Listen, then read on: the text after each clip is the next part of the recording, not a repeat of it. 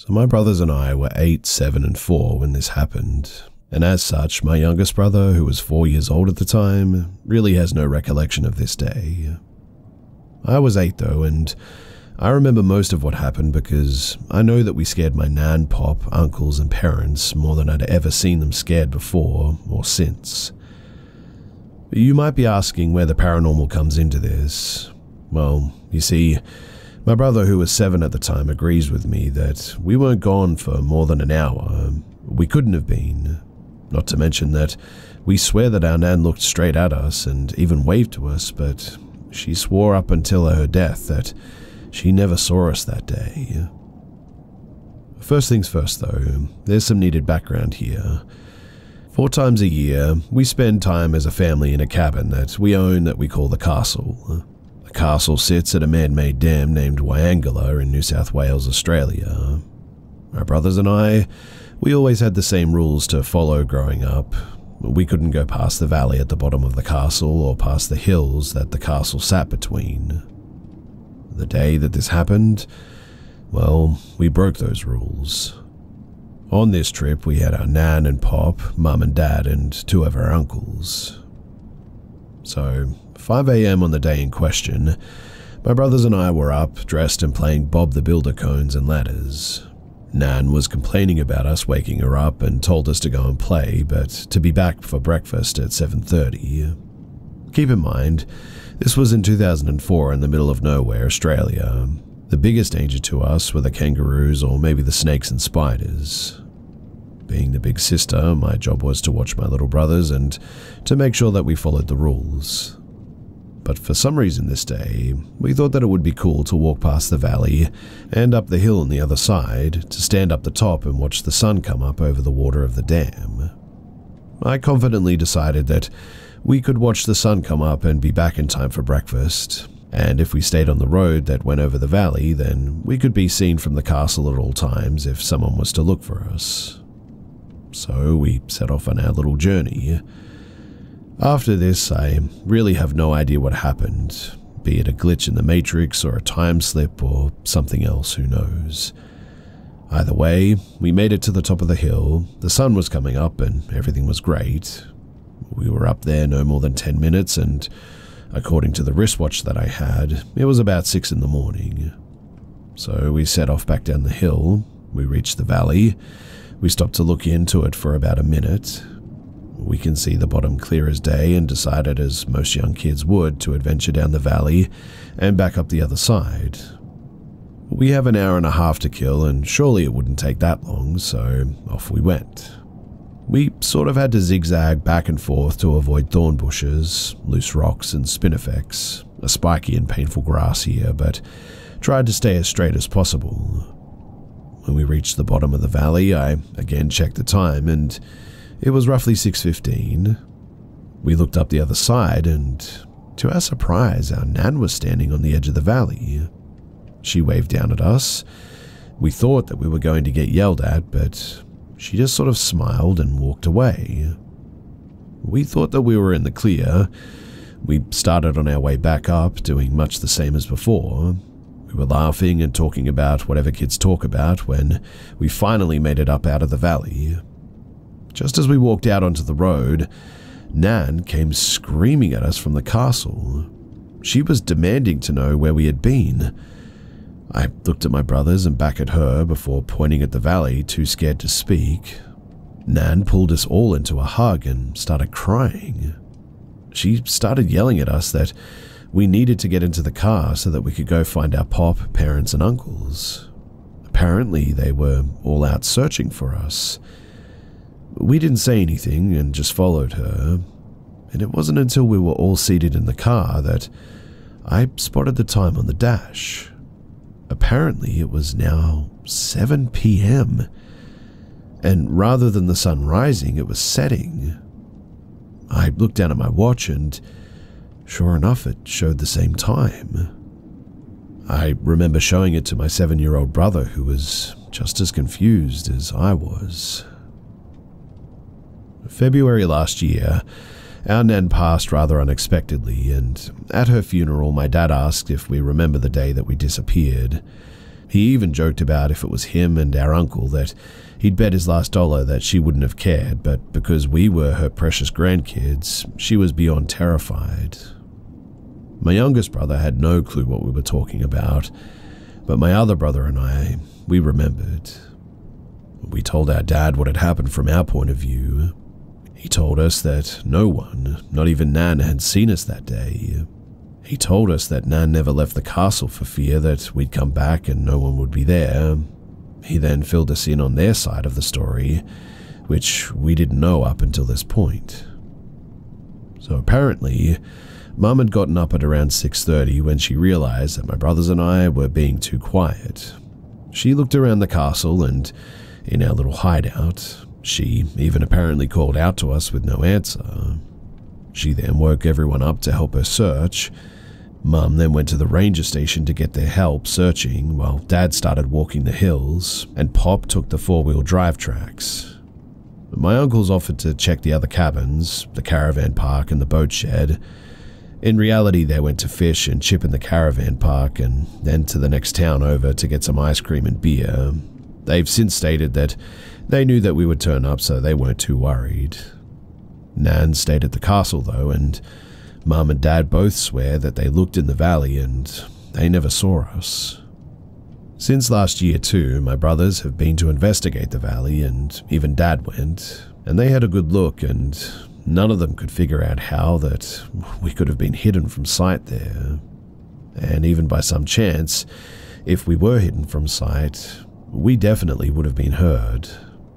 Our youngest brother said that even when our other brother was down in the valley, that he could hear him clear as day talking. Even if we did end up out of sight somehow and out of hearing range, there was no way that it could have taken us all day to walk back up the other side of the valley. We've walked it plenty of times since, and it's only taken us about 30 minutes at most to do it. And obviously, the creepiest thing about this whole thing is, well, who did we see if it wasn't Nan? Because it sure as heck looked exactly like her.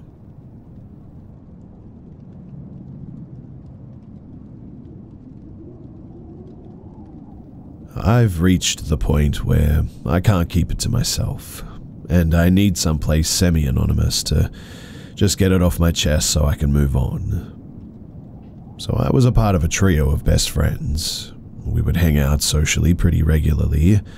One of our favorite things to do was to girls' night out at the local clubs.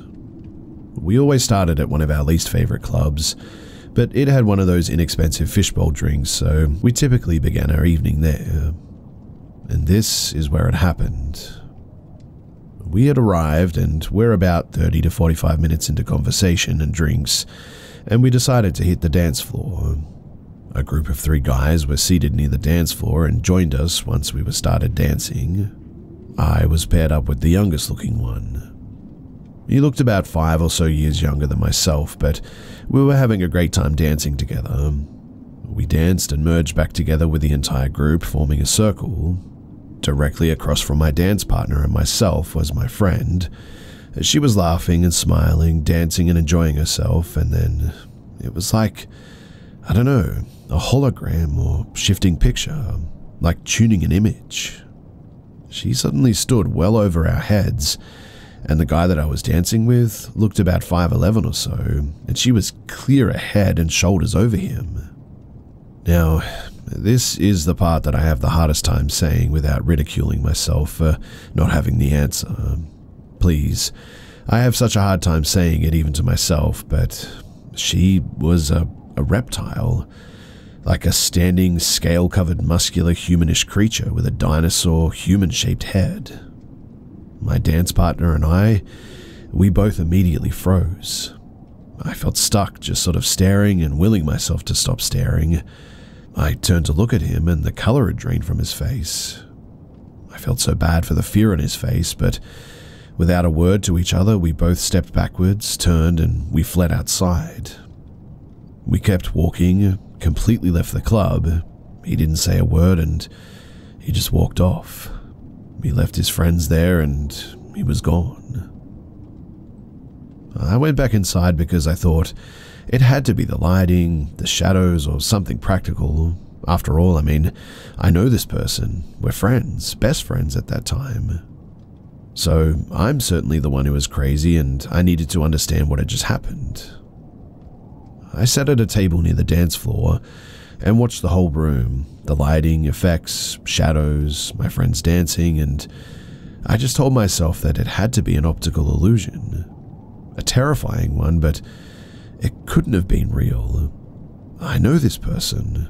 I'm not prone to fantasies, so I must have been the one to have my vision scrambled enough for my brain to fill in wrong information. It unsettled me so much that I decided not to continue the evening out. I said goodbye to the other friend who was with us, and I went home. As soon as I got home, I searched the internet for anyone who had experienced anything remotely similar, and I didn't find anything. At that point, I did try, and have continued to try, to convince myself that it was the room, the lights, the strobe effect, etc., that turned my best friend into a 7-foot-tall reptile person. But I avoided them for a month after that. The next time that I saw them, though, I thought that she would find it pretty amusing that I ghosted everyone because she shapeshifted. She didn't find it amusing, though, and seemed worried about it, asking me what she looked like, etc. Fair enough, I thought. If my lunatic friend said the same thing to me, I would have questions too. I turned it into a bit of a joke and tried to move the conversation away from it.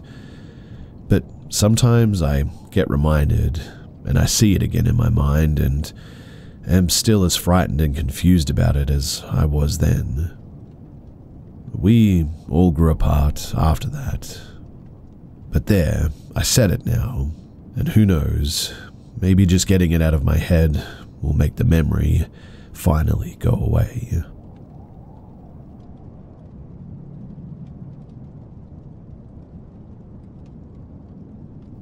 I always had this one stuffed animal growing up.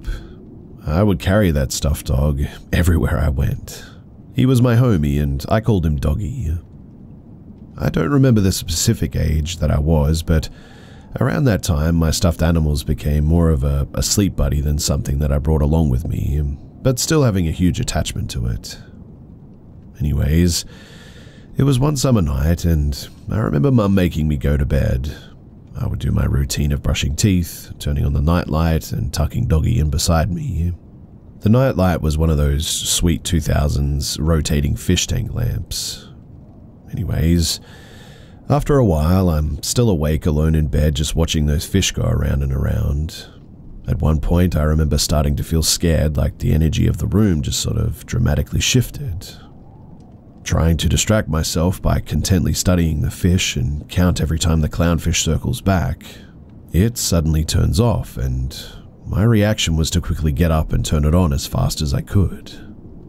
I sit up and then instantly get pulled back down. Suddenly, it felt like my body was restrained with a massive weight, unable to move anything. Laying there motionless, I noticed my stuffed animal slowly rise vertically from the bed. I became absolutely mortified as I see him pause halfway up and slowly transcend into the walls. As Doggy was passing inside the wall, it had an almost ripple-like effect to it.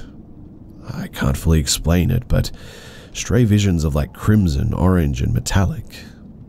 It was all such an intense feeling of sadness and terror, as I thought that I would never see Doggy again. After that, he was legit gone. I got up panicking, trying to search for him and still unsure of what had actually happened. And that night, I ended up crying myself to sleep because of it. In the morning, I ran downstairs to tell my mother, and I saw Doggy on the counter. My mum was angry because she thought that I'd used her razor blades to shave the stuffed animal. Doggy only had small patches of fur left and looked almost completely shaved. More like all the little fur that he had were plucked out almost.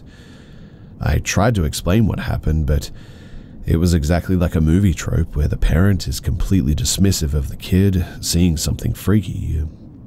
She decided at this point that I was too old for it, that I'd crossed a boundary, and hid him away from me. I was devastated again. Now, a few days later, I get this massive pain in my abdomen, and it's actually unbearable. It gets to a point that my mum takes me to a doctor, which was kind of a big deal to go to see a doctor from our family. I end up getting an x-ray, and they find massive clumps of fur in my stomach. I don't remember what the doctor said, but my mum said that they found a bunch of fur in my stomach, and that was what was causing my pain. I was fine, but my mum thought that I was actually binge-eating fur off my stuffed animals and took them all away. I felt so wronged for that at the time, and I'm still upset about what happened to Doggy and me getting punished for it. I had to switch rooms and slept with my older brother instead, because I couldn't actually get any sleep without another person in the room at this stage. I tell this story all the time now, and I still can't fully comprehend or express it in words that make any sense. I still do have Doggy around, somewhere in one of my boxes. He is definitely aged a bit and is a bit raggedy, but still looks pretty good for coming back from, well, hell.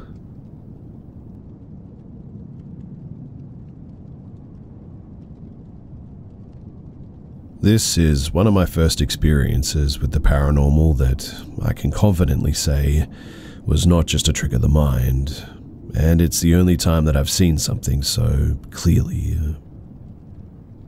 Back when I was in middle school, we had a school trip over one weekend to a camp. The class was split up to have a cabin for the boys and a cabin for the girls. Now, the layout of the girls' cabin was an open main room where you came inside, with 2 bunk beds in the left corner, with a single bed between them, and a closed-off small room in the right corner for the teachers to sleep in.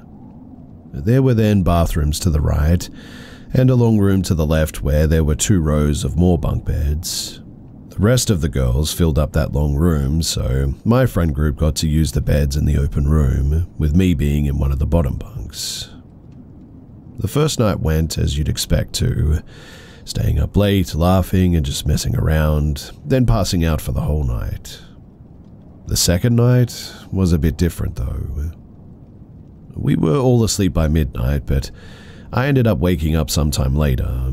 I used my flip phone to check the time, and it wasn't long after 2 a.m. I sat up a bit to stretch and turn over in bed, away from the wall, but once I was almost completely turned over into my other side, I froze.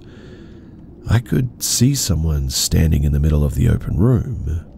A boy, pale with short blonde hair, wearing a simple t-shirt and shorts, stood in the middle of the girls' cabin, staring at me. The moonlight from the window between the bunk beds gave me a good view of him, and he looked just like any random kid you'd see at a camp, except he had no eyes. There were just black voids where his eyes should have been. Even still, I can only describe it as he was staring at me, and so I just sat there and stared back. I must have stared at him for a good 15 seconds before I started to slowly reach for the small flashlight that I kept next to my phone on the bed. I never looked away from him as I brought the flashlight up and turned it on. The room was suddenly bright and the boy was nowhere to be found. I turned the light back off soon after, not wanting to wake anyone, but I heard my friend on the bunk above me speak up. She simply asked if I had seen him too, and I replied yeah before turning back over to go back to sleep, facing the wall again. It took a while to fall back to sleep after that, but eventually I managed. And at least we were heading back home that day.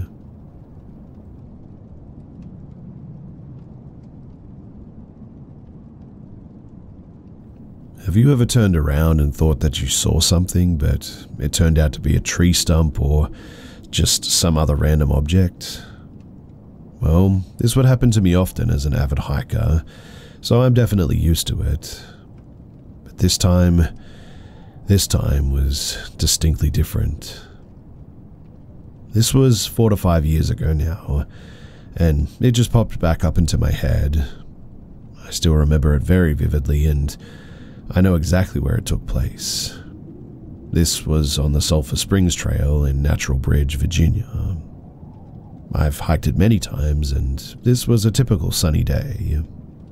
I was turning a corner and had one of those moments where I thought that I saw something. But this still gives me the chills today because this time it was different. I looked to the right because I thought someone snuck up on me and was trying to pass me, except there wasn't a hiker there. The trail isn't that popular anyway, but instead, I vividly saw someone about 5 feet away wearing a very old military uniform and holding an old rifle. Instead of seeing it disappear instantly and finding a tree stump in its place, it lingered too, just a fraction of a second longer, and there was no possible object in its place that would have fooled my vision. This was towards the beginning of the hike, which is very easy, so I wasn't tired at all or anything. Everything was well lit, and I never thought about paranormal stuff as it's not really interesting to me, and I don't believe in the supernatural. And this whole thing just blew my mind. I'm still not really sure what to think of it. I've never done any drugs, and I barely touch alcohol, so really I just have no explanation.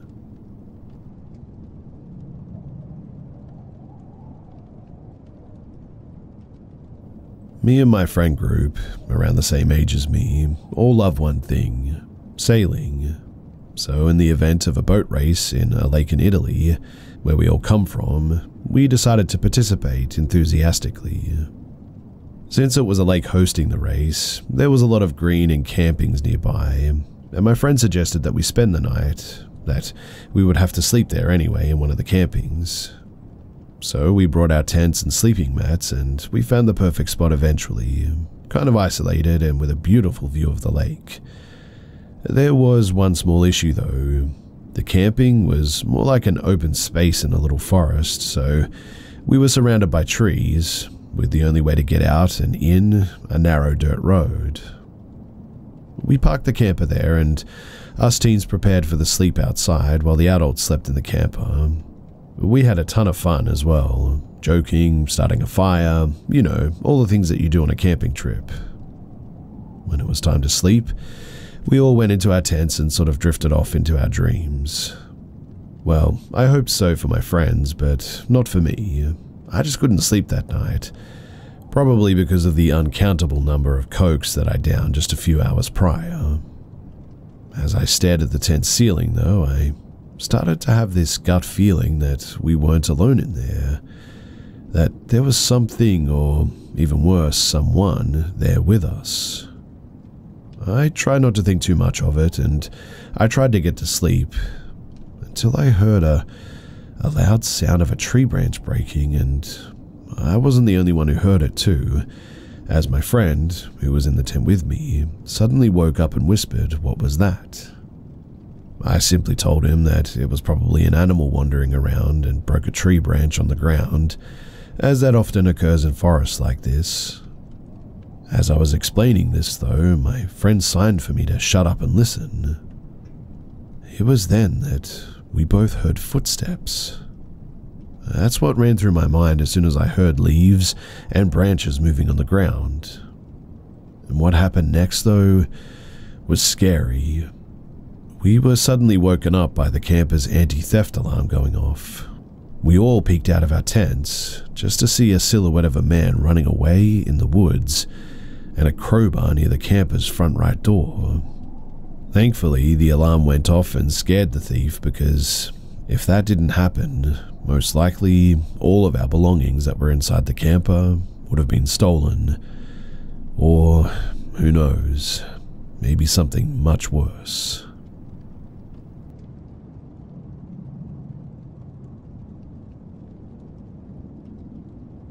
This is one of those memories from probably 23 or 24 years ago that I genuinely hate myself for not being able to remember all of the details.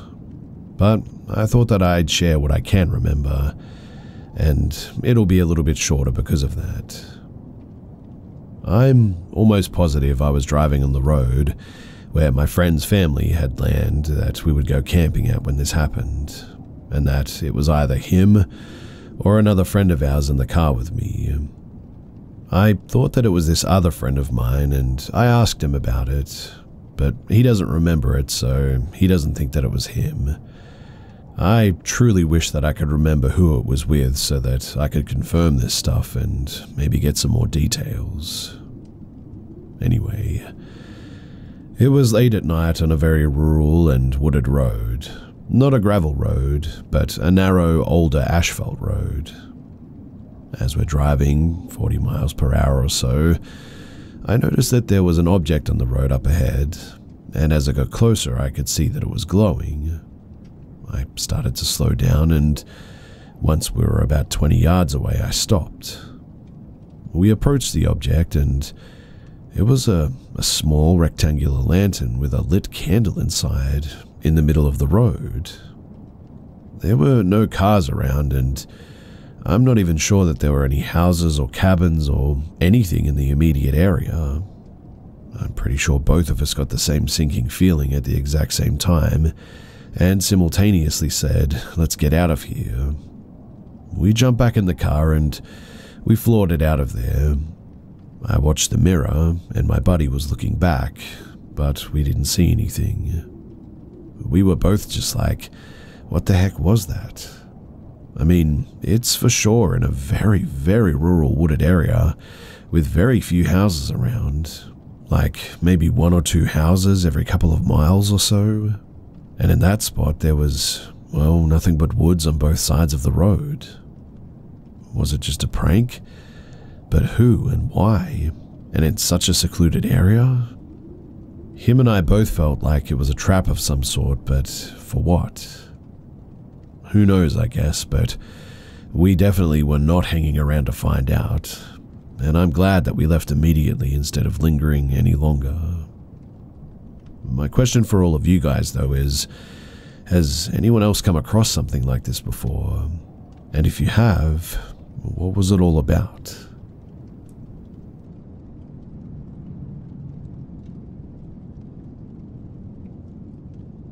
So I was at a building, a doctor's office, sitting outside in the smoking section. It's the perfect spot to see inside the building as all doors and windows are very clear. You can completely see through to the other side of the building, in fact. So, in this way, it's very easy to see people coming and going from either side of the building. While outside smoking, I happened to look up as I saw a lady leaving. I never saw her full face, and because of that, this is why I keep telling myself that it was just someone who looked similar. But from what I saw, she looked exactly like me though. The difference was that her hair was longer, which ironically looks just like mine, except I recently cut it. She also had a sweater that I've never seen anyone own nor wear. I wasn't wearing it that day, but it was mine. And that lady who looked like me, she was wearing the exact same sweater. I even remember contemplating wearing it that very day. I was honestly so caught off guard that I sat in a state of shock for several seconds, maybe even a good minute, trying to tell myself to get up and go to the other side and see who this lady was, or meet her or something. But I had the funniest feeling that even if I ran with all my might, she would be gone by the time that I turned the corner outside. I kept my eyes locked for several more minutes. She was already gone though, walking towards the parking lot area. I stared, waiting to see a car drive by the parking lot on the other side. I guess it was my way of confirming to myself that it was just another person, nothing really weird. Maybe someone just going on a lunch break, you know. I sat though for a half an hour watching, and I never saw her, never saw a vehicle drive by that could have been her. Nothing. Now, I wasn't going to share this, but after last night it's gotten me more paranoid. My husband and I had our date night, kids with his parents for the night, and we were just drinking and watching One Piece on Netflix at home. And at some point in my drunk state, I went to take the dogs outside to the bathroom. I waited until they came in. Dogs ran into the living room with the hubby, and I decided to lay down in the laundry room on the floor. What's weird though is when I came back, my husband swore that I went to the bathroom and came from that direction. I started giggling, thinking that he was pulling my leg or something, and I said, "No, I just brought the dogs in. I was laying down in the laundry room for a few minutes." We both end up going through our camera footage as we have cams in and outside of the home. And there is video of me going and coming from the bathroom area, but it didn't capture me going to the laundry room. And there was an extra recording of nothing, which I said was when I was on the floor. Unfortunately, you don't see or hear me there, but my husband said that I was in the room with him, and I said that that was the time that I was in the laundry room. We even see where the dogs were coming in from, and it freaked us out. We kept trying to figure out the time frame of everything, thinking that maybe I drank more than I thought and I'm just getting my time mixed up. We got tired though, as it was late, trying to figure it out, and in the end we just headed to bed. As we did, both of our dogs went off barking in the living room and near the front door. And really, the only time that they do this is if someone is walking up or on the property. My pit is very good at knowing someone coming up into the land before they even get to the driveway. So naturally I run to the door, and my husband runs behind me to the door, and we go out to the porch, and, well, there's just nothing there. It was freaky though, because she really never barks unless there was actually somebody there, or trying to talk to you. We actually caught someone trying to jump our fence once, thanks to her in fact. My husband caught them as they were walking towards it because of her notifying us. Anyway, we ended up locking everything up and we went to bed, only for it to happen again. Just as we lied in bed, both dogs go off and run to the front door. This time my husband gets his gun and goes walking outside with the dogs. One was just searching and sniffing, and our pit kept standing still by the door, as if guarding it and giving gruffs under her breath, almost as if she was saying, "I know you're out there." She kept looking for someone or something, but she never took off. In the end, we found nothing, neither did the dogs. My hubby chalked it up to being random animals and her just having really good hearing. But me, I'm getting paranoid. I guess I'm hoping people will tell me that I'm making a mountain out of a molehill here, but I don't know, something tells me that I'm not.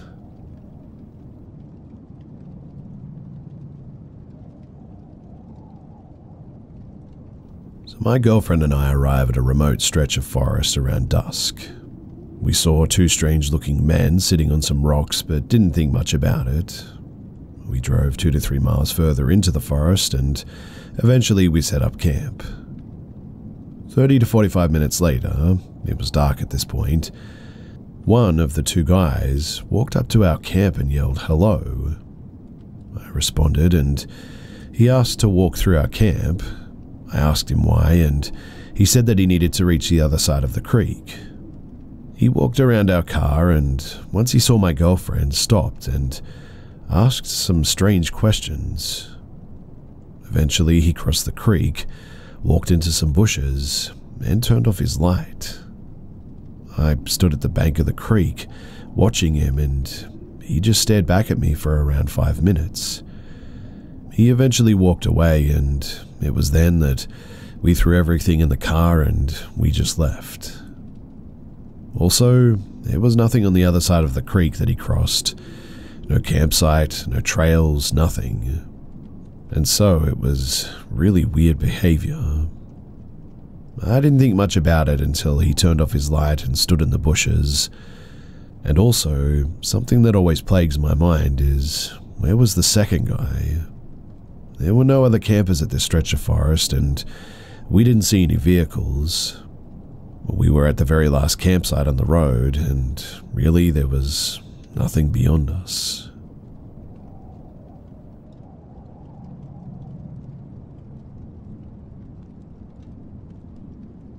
This happened in 2013 when I was around 12. My mum moved me and my siblings in with my grandparents because we didn't have enough money for rent at the time, and she needed to save. It wasn't really a big deal though. They had plenty of room, and I got to spend a lot of time jewelry making with my grandma, which in my little eyes at the time was such a win that I didn't even realize that we were that poor. It was our little pastime after school, and one of my favorite parts was the trips that we would take to Michael's to get beads and materials occasionally.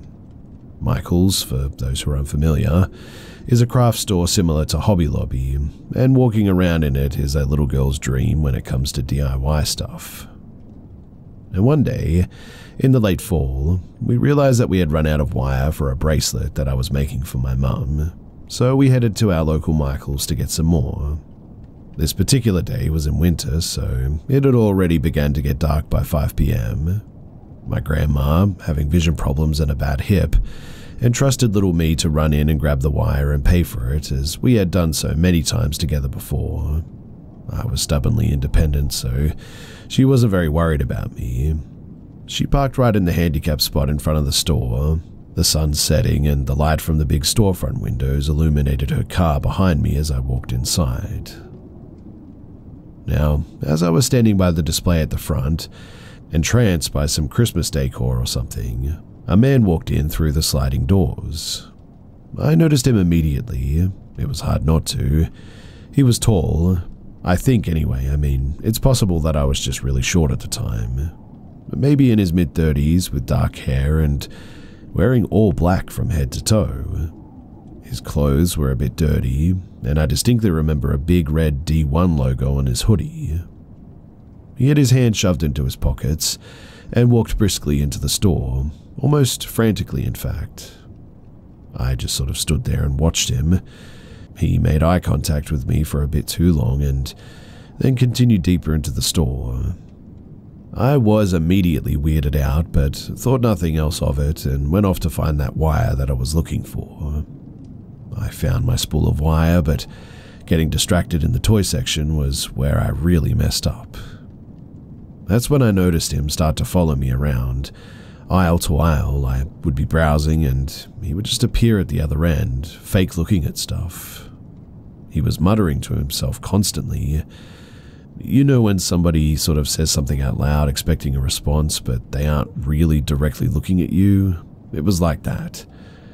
As a kid, you don't really realize what's happening immediately, so I just awkwardly walked away from him each time, pretending not to notice him. In my little brain, I reasoned that he wasn't really following me and walked all the way across the store to the wedding aisle to look at some stuff that I had seen when I first walked in.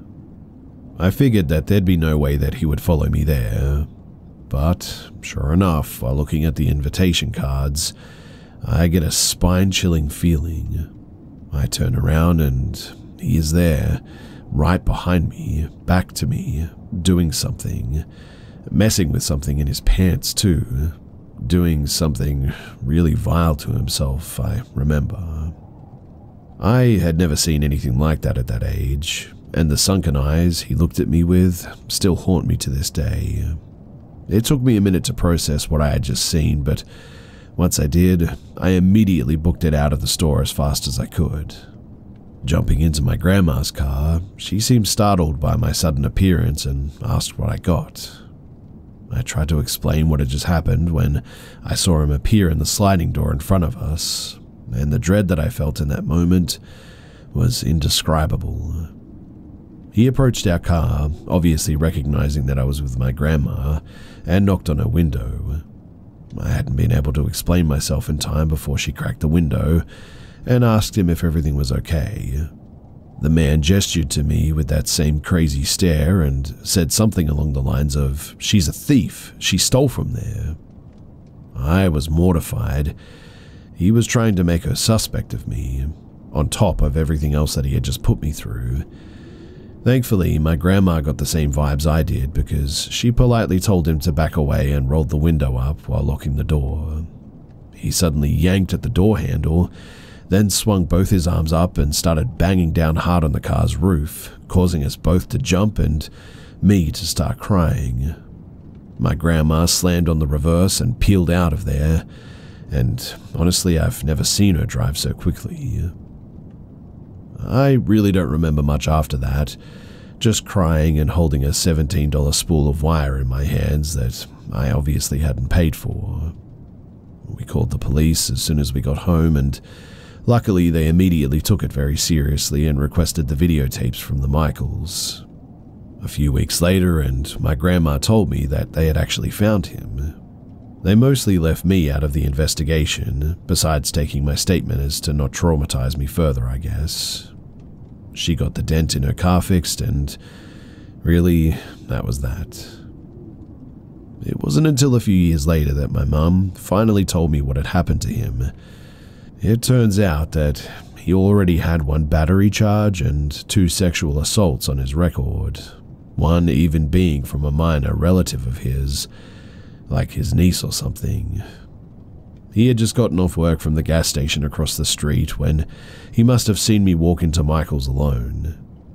I really don't know what would have happened if my grandma hadn't have locked her door when she did, or even if she had been in there with me, vulnerable to that man as well.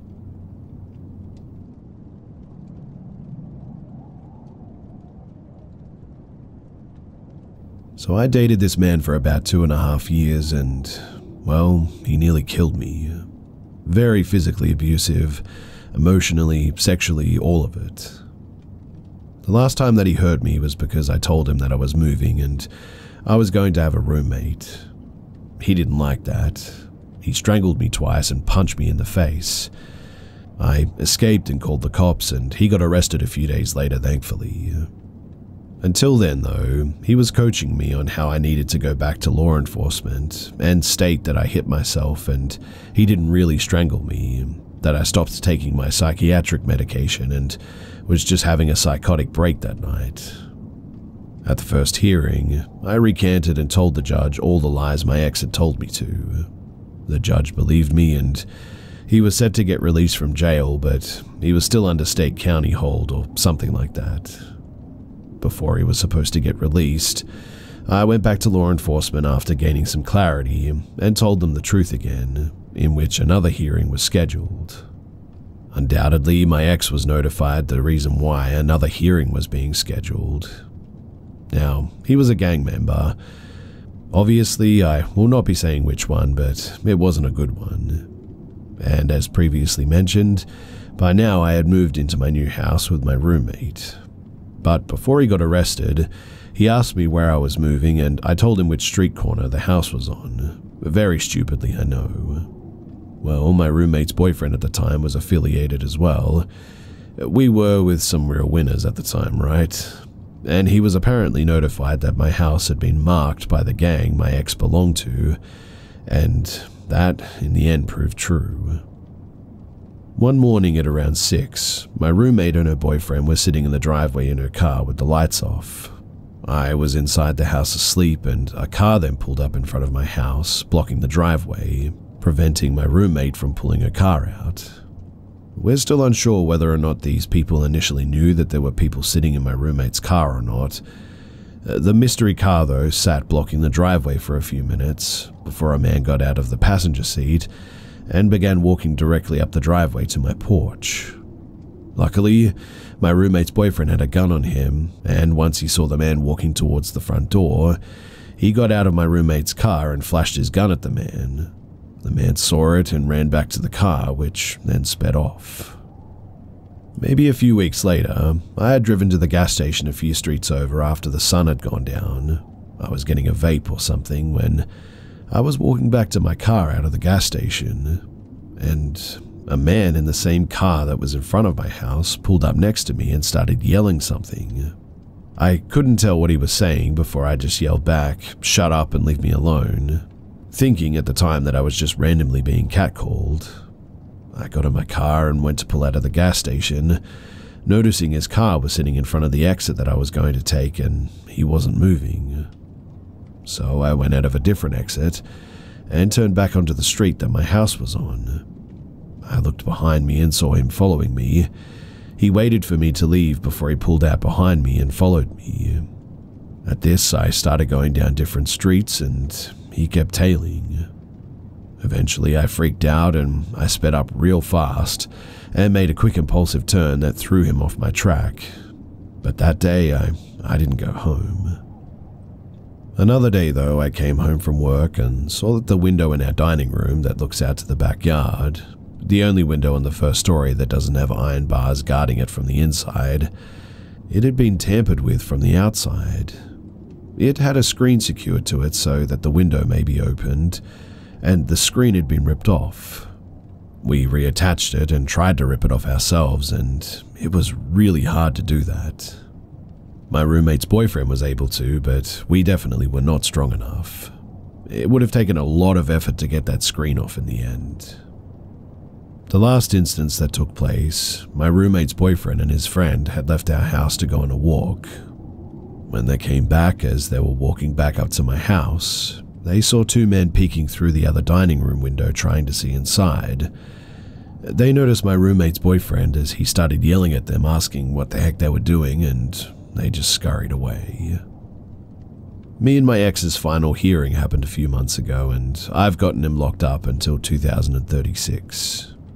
I think that maybe his fellow gangbangers have realized that a man locked up for the next 12 years is not worth risking their freedom over anymore, and so I have since seemingly been left alone.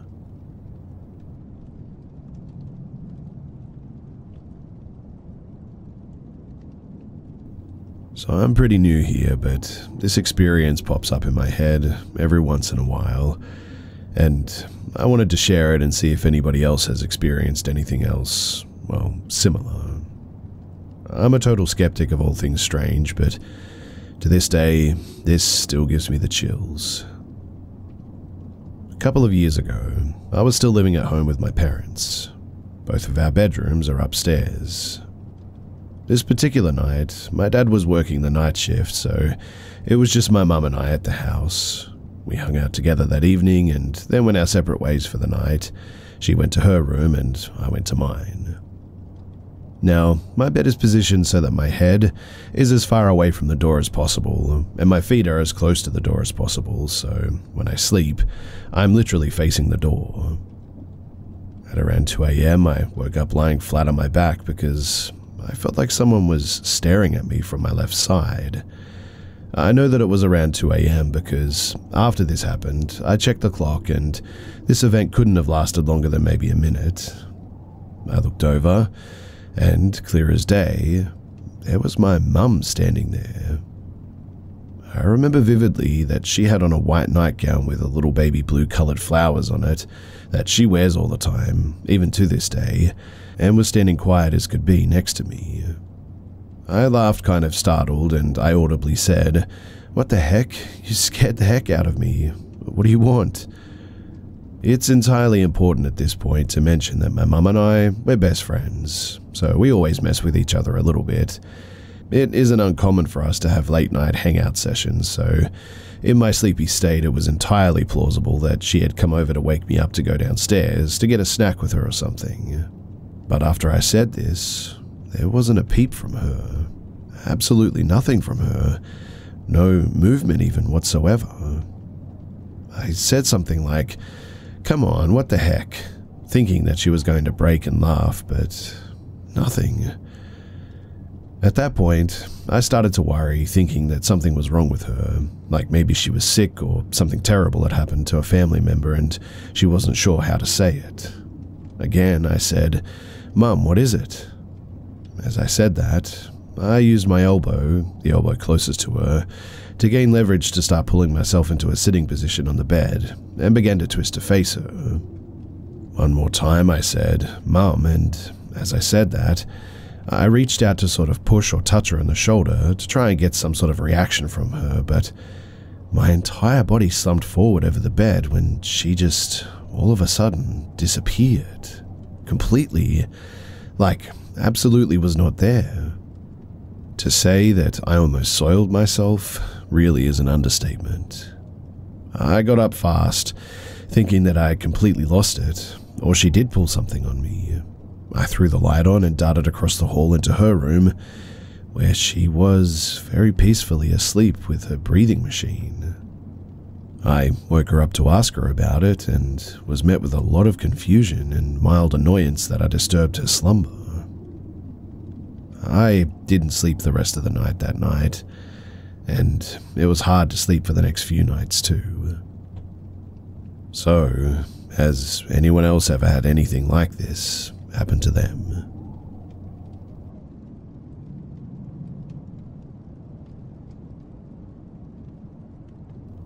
I've had many paranormal encounters, starting from my teenage years, intensifying in my early adulthood, and seemingly tapering off now that I'm in my late 30s. The first experience that I remember, it was in 9th grade, coming home from school. My parents were both working, so usually I'm home by myself until late dinner. I usually get the rice started in the rice cooker and thaw the meats. And this afternoon, I was extra tired from wrestling practice, so I was relieved when I came home and heard rustling in the kitchen, and the faucet turning on and off too. I didn't actually look in there to see who it was, but I assumed it was my mum because sometimes she'd get home early from her restaurant job.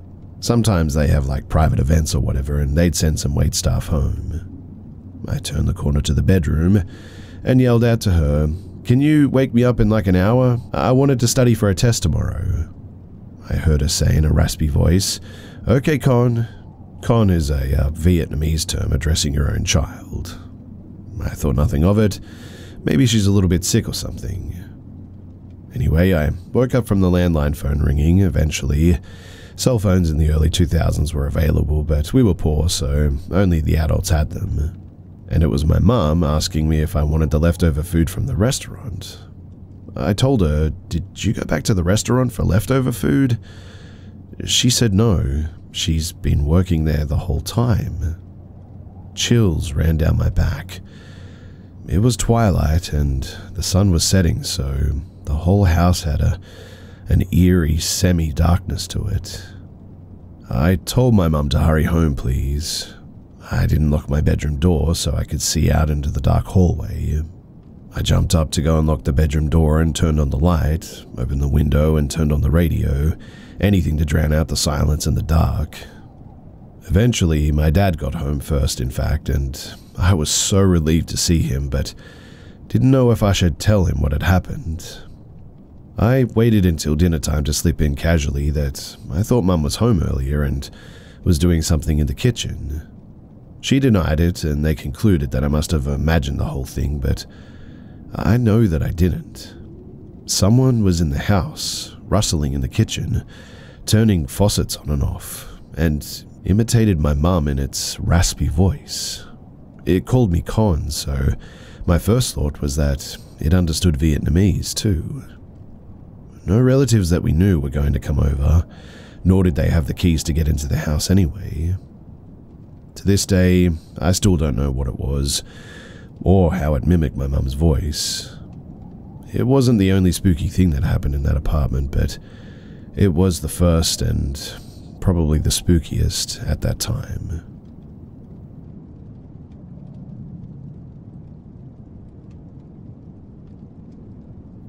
Late April of 2022, me and a few friends went on a road trip through southern Illinois.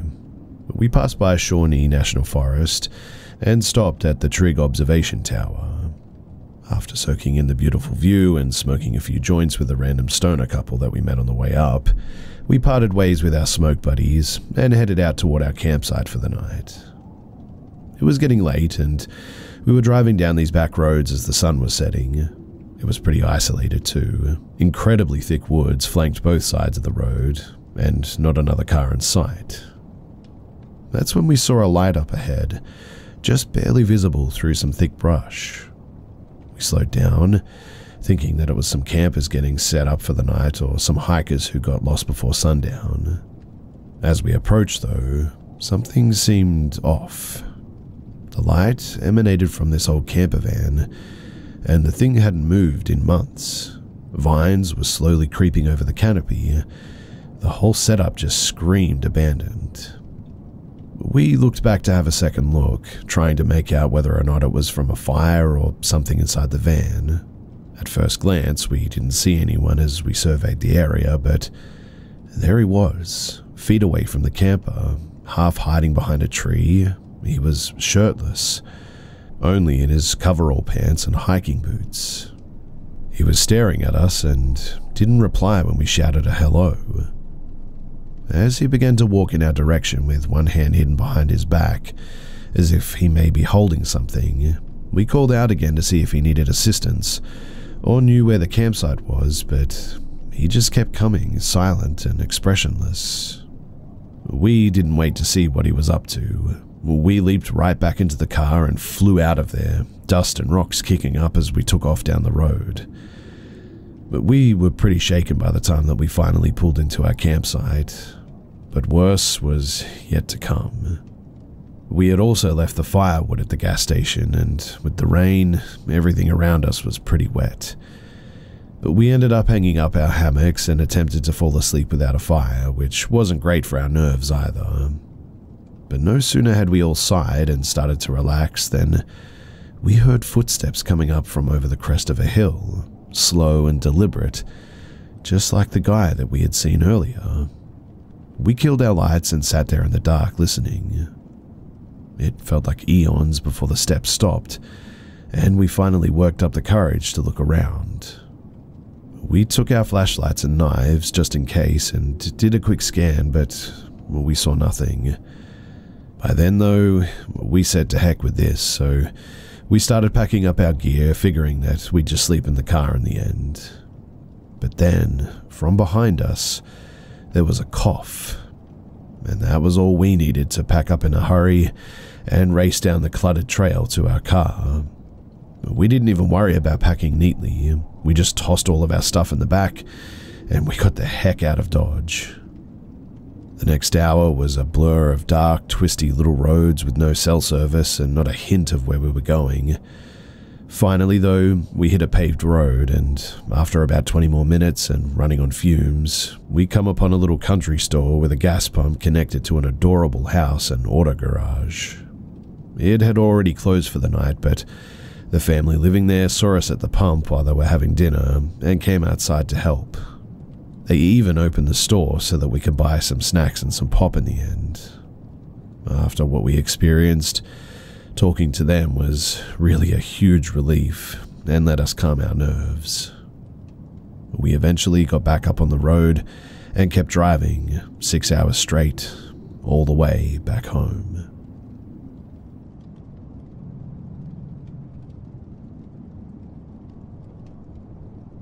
During high school, both my parents worked and I would be home alone after school until around 7 p.m.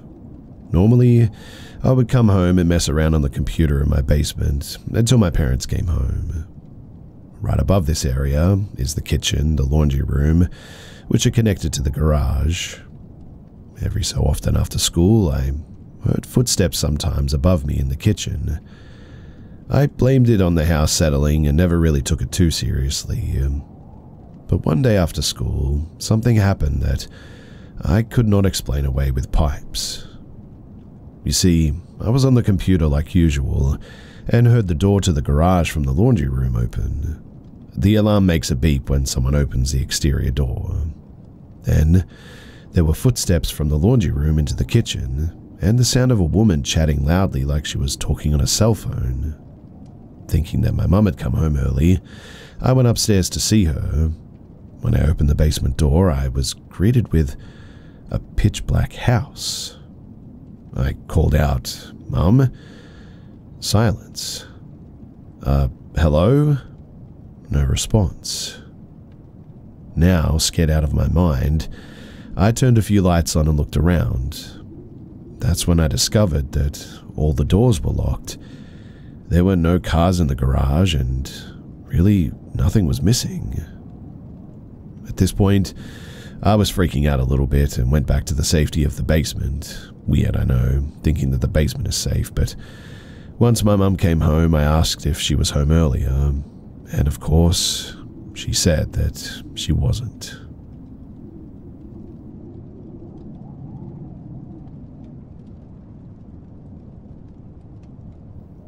This took place when I was 15 or 16 years old, so that would place it in either the summer of 2000 or 2001.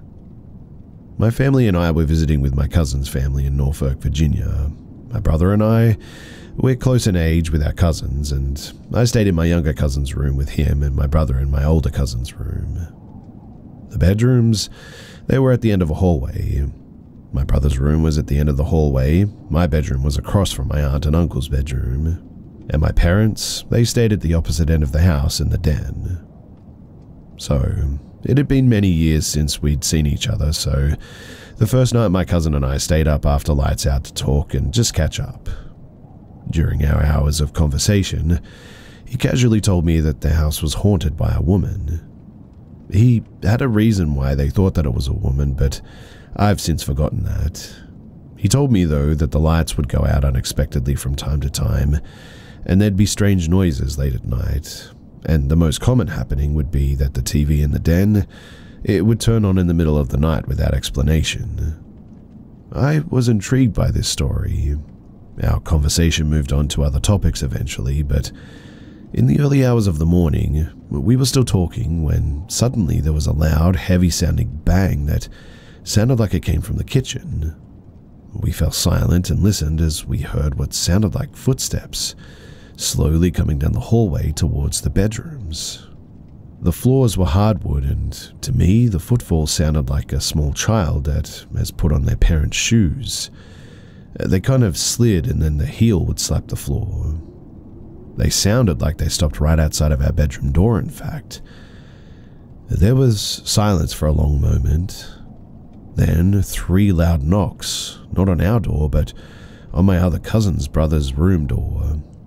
We both sprang up from our beds and flung open the door. My brother and cousin had already had their door open and were standing there, but there was nothing there. We could all hear our father's infamous snoring coming from the other end of the house, while my uncle, hearing us all saying "what the heck was that" to each other, came out of his room to curse us out and send us off to bed. Needless to say, though, I really didn't sleep very well on that trip.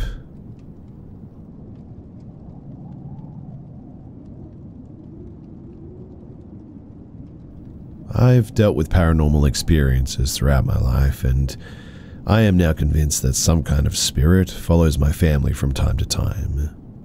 It usually just shows up as little shadows peeking around corners, or strange noises in the middle of the night. But there's one experience that still freaks me out to this day. I was younger when it happened. So, I was home alone with my younger brother.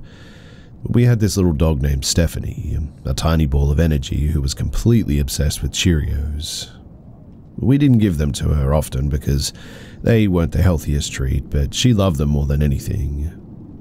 That morning, I went to the pantry to grab some Cheerios for Stephanie. She was right there beside me, practically bouncing with excitement. I grabbed the box, turned around, and just like that, she was gone. I was so confused, thinking, what the heck? Where did she go? I immediately started searching the entire house, calling her name over and over. 2 hours went by, and still no sign of her. At this point, I was really worried. In a last-ditch effort, I grabbed her favorite squeaky toy, a little pig that she adored, and squeezed it. When out of nowhere, she appeared upstairs in the hallway, right in front of my brother's room. I could see her standing there from the main floor. Relief washed over me, but I was also confused as heck. I called out to her, "Come down here, I have your Cheerios and your squeaky pig toy." But instead of coming to me, she started walking back and forth, crying like she was stuck or maybe scared or something. I was baffled and getting a little bit scared myself at this point. I kept urging her to come to me, but her crying only grew louder and more desperate. So I started climbing the stairs, but the higher I went, the louder her cries became. I began to worry that she might be hurt or trapped, so I hurried up the stairs, my heart racing. When I reached the top, I suddenly felt something scratch down my back, 5 distinct fingers. I kid you not, it felt like a hand had just sort of clawed me. I screamed in shock and bolted towards Stephanie, who was still crying in front of my brother's room. My brother heard me screaming and burst out of his room totally freaked out, asking what was happening. I told him that something had scratched me, and then out of nowhere, we both started hearing this loud banging on the walls. We were completely terrified, so without thinking, I grabbed Stephanie, and my brother and I ran downstairs to the solarium, which had a glass door. We shut it behind us, thinking that we'd be safe there, but then the banging started again, this time on the glass door itself. We could see through it, and I can assure you that there was no one there. It was just us, but the banging was relentless, echoing through the room. We were both sobbing by now, absolutely terrified. We called our mum, begging her to come home immediately, but she didn't believe us. She thought that we were just imagining things or trying to prank her. Later, when things finally calmed down, my brother checked my back, and sure enough, I had 5 scratch marks running down my skin. They weren't deep, but they were definitely there. And that was really the only time that I was ever physically attacked by, well, that spirit. It makes me wonder, too, if another one entered my home that day, because it's so odd and out of character that it just seems, well, different.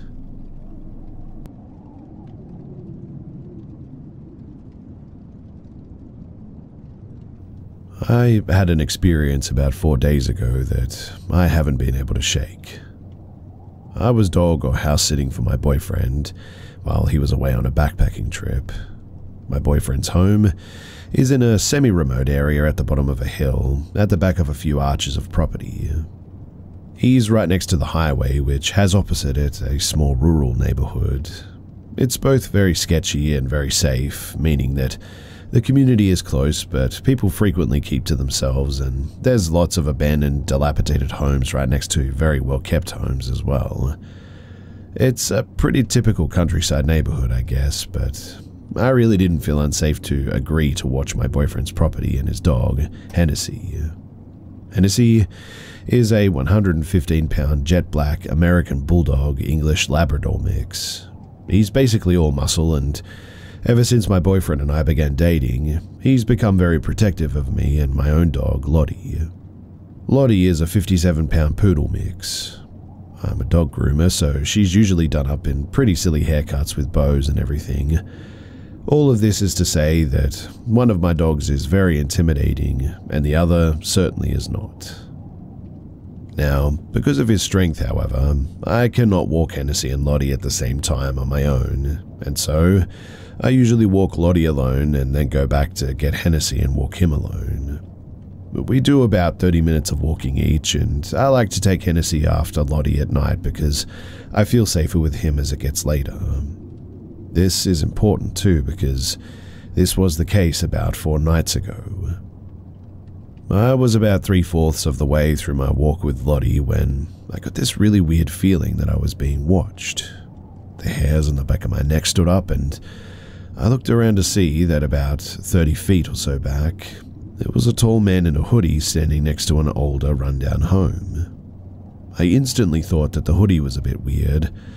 I live in Northern California, and it's early August. It doesn't get colder than like 87 degrees in the evening, especially when the sun was still setting like it was at that time.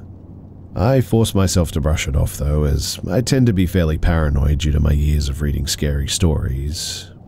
But as I kept walking, the sun kept setting and the streets began to slowly get darker. I would glance back from time to time and notice that the man was keeping pace with me, not breaking that 30-odd foot distance, but still.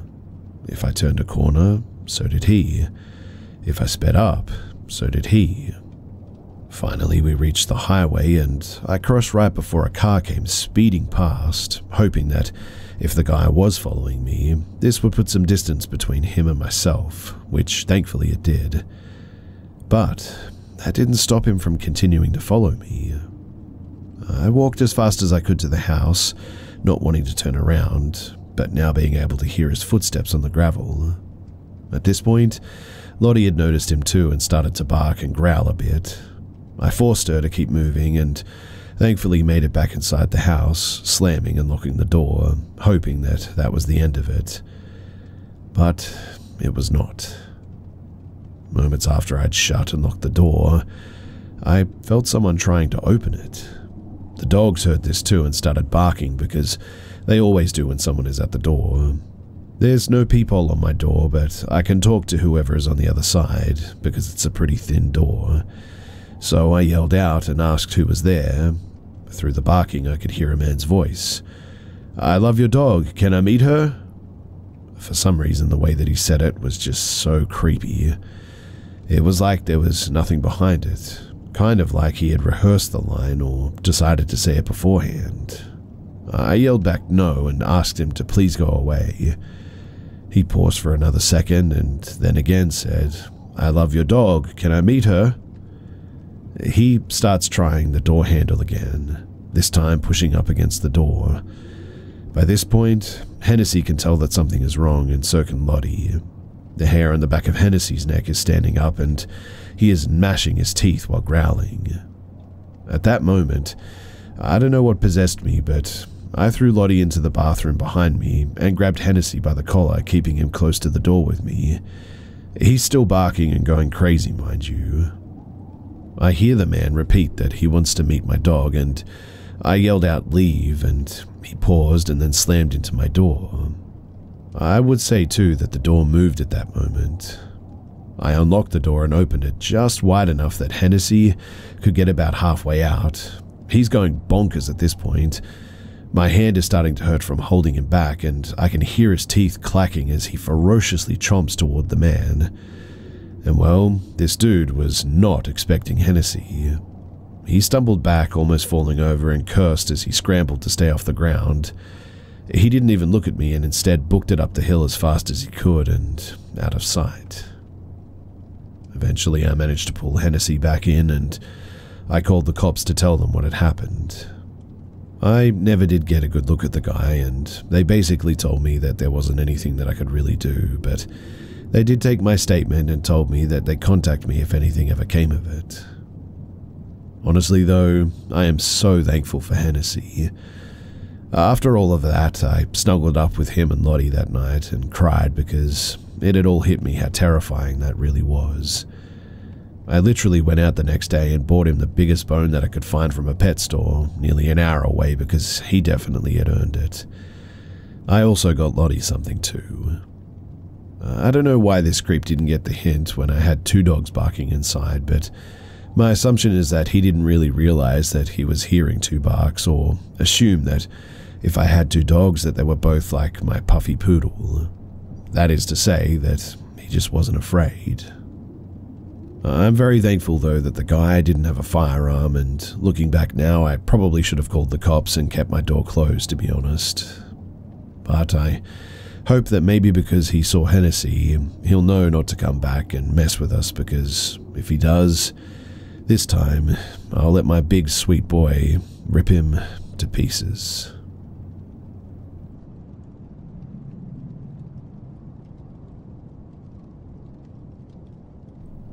Ever since my grandfather, who lived with us, became sick, and after his recent death, my mother and I have noticed a drastic increase in unexplainable things happening inside of our house.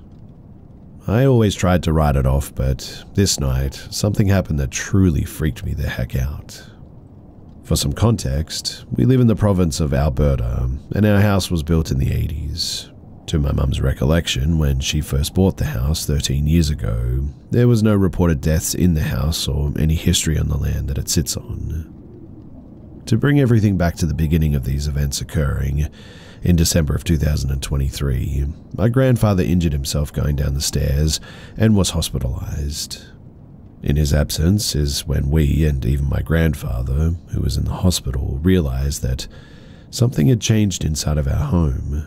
Only days after his hospitalization, both my mother and I repeatedly heard footsteps or movements downstairs in the basement. My grandfather's room is in the basement.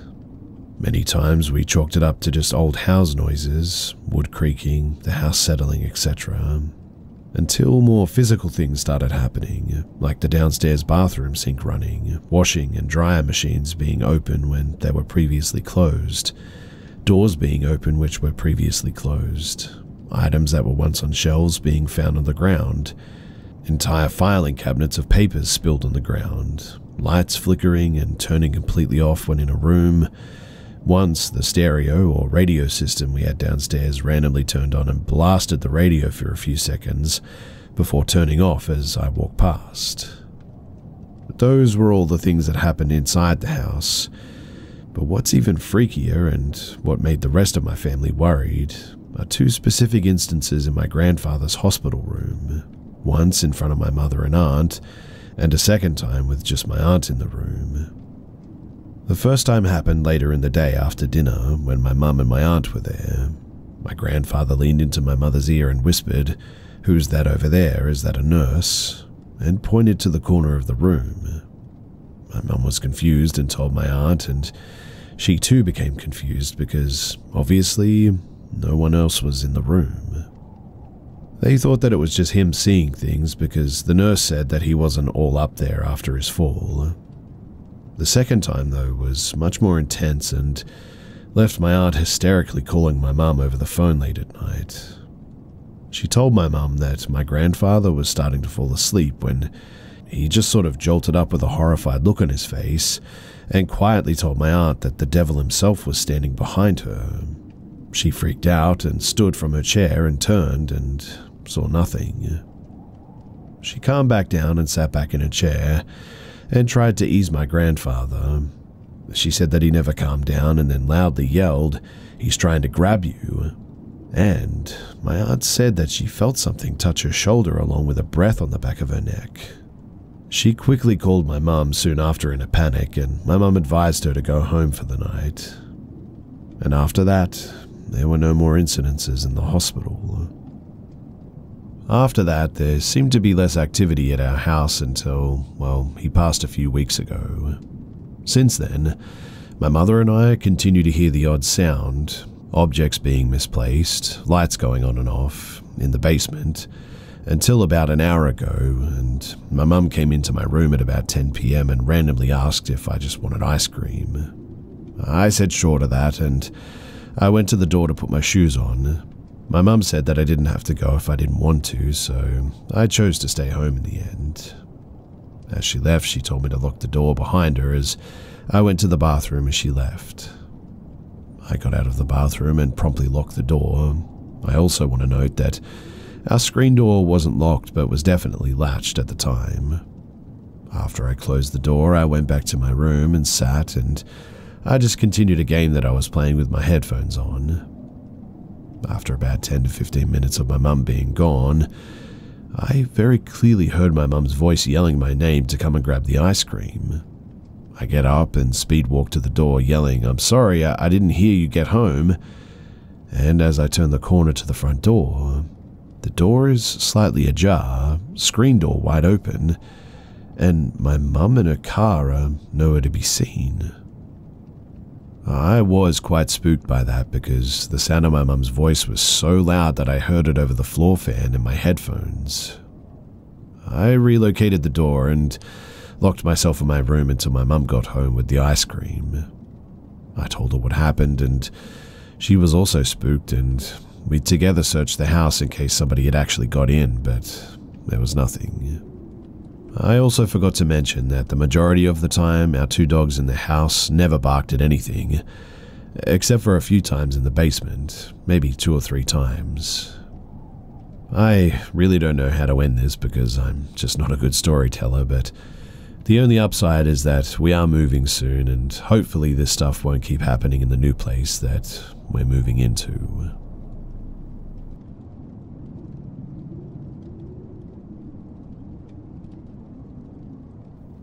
I worked security in 2019 to 2021. One place that I was working was a call center, and There was 24/7 guards on scene, 2 in the morning, 2 in the afternoon, and 1 overnight. On the overnight shift, there was no one else in the building, all doors were locked and all ID scanners were locked as well. I need you to understand that there was no one else in the building. There was no way anyone else could have been in the building with me. This happened in 2020 when everyone was working from home and the security team were the only people that were even in the building. So, at every odd hour, I would do a patrol around the building, check into all the rooms that I had to swipe at, and return back to the desk.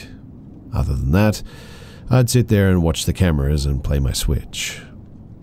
Now, one night, while I was there for the overnight shift and the other 2 guards had left, I had to go on patrol.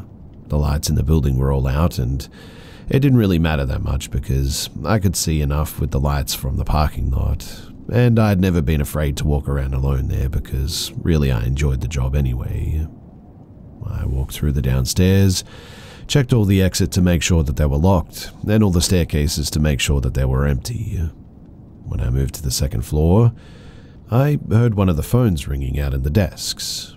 Not unheard of, and because of the sensitivity of it all, we aren't allowed to touch the phones, except for the front desk ones, obviously.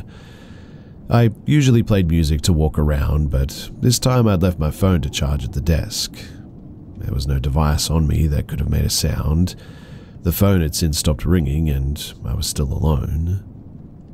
As I moved to the final part of the building for my patrol, that was when I hear a small thud by the stairway at the back. That didn't bother me too much, but when I heard a female voice call out, "Help me," that was when I froze. I stayed silent and I didn't move for nearly 15 minutes. It took me a while, but I eventually called out and asked if someone was there, but I didn't dare go over there to try and see. I would have heard something or saw someone moving over there if there had been anyone. I didn't finish my patrol that hour and immediately returned to the desk downstairs where the lights were on in the lobby. My boss even asked me when I told him about it, and he just nodded like, yeah, that happens sometimes. I didn't hear anything else the entire time that I worked there after that. I even checked the cameras that were in that area, and I can assure you that there was no one there. I always used to figure that ghosts were real, or I wanted to believe that they were, but that night completely proved to me that ghosts really are real, and when one asks for help, you probably shouldn't really risk yourself.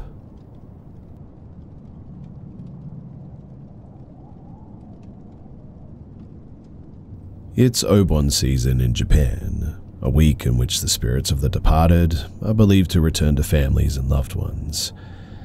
As such, I'm curious to hear if anyone has had any experiences and encounters with spirits here either in Japan or Asia. Here are some of what myself, as well as family and some friends, have experienced over the years. So my husband is a hard atheist and refuses to believe in the paranormal. He does have one story, however, that made him a bit spooked. You see, he grew up in a mountainous area with little tunnels running through the area so cars can access the more remote places. In many areas, there's a newer lit up and cleanly paved tunnel running directly beside an older and less used tunnel from decades ago. According to him, one day, he and his friends were playing down by a river and chose to head back home through an older tunnel. He went in ahead on his bike and saw a woman and her little girl walk in the opposite direction, towards the middle of the tunnel, and he passed by them without looking too closely. He turned to look back to see where his friends were, and the woman and the girl were nowhere to be found. The tunnel in question would take a solid few minutes to pass through on a bike, let alone on foot. I mean, I've personally walked through the tunnel, and though I didn't come across anything like this, the air gets very cold and heavy towards the middle, to be sure. I also have a co-worker that works at an elementary school about 30 minutes in the mountains. It's an older school, about 100 years or so old, but it's warm and inviting, and I've always felt pleasant when I visit. There's a little nook with couches in the staff room, and it opens to a huge 2-story hall with a hallway leading down to the lunchroom and kitchen areas. my co-worker, has recently been seeing a lot of activity in the hall. More than once, he's walked out of the staff room and seen a man hunched over a table in the hall as if reading something.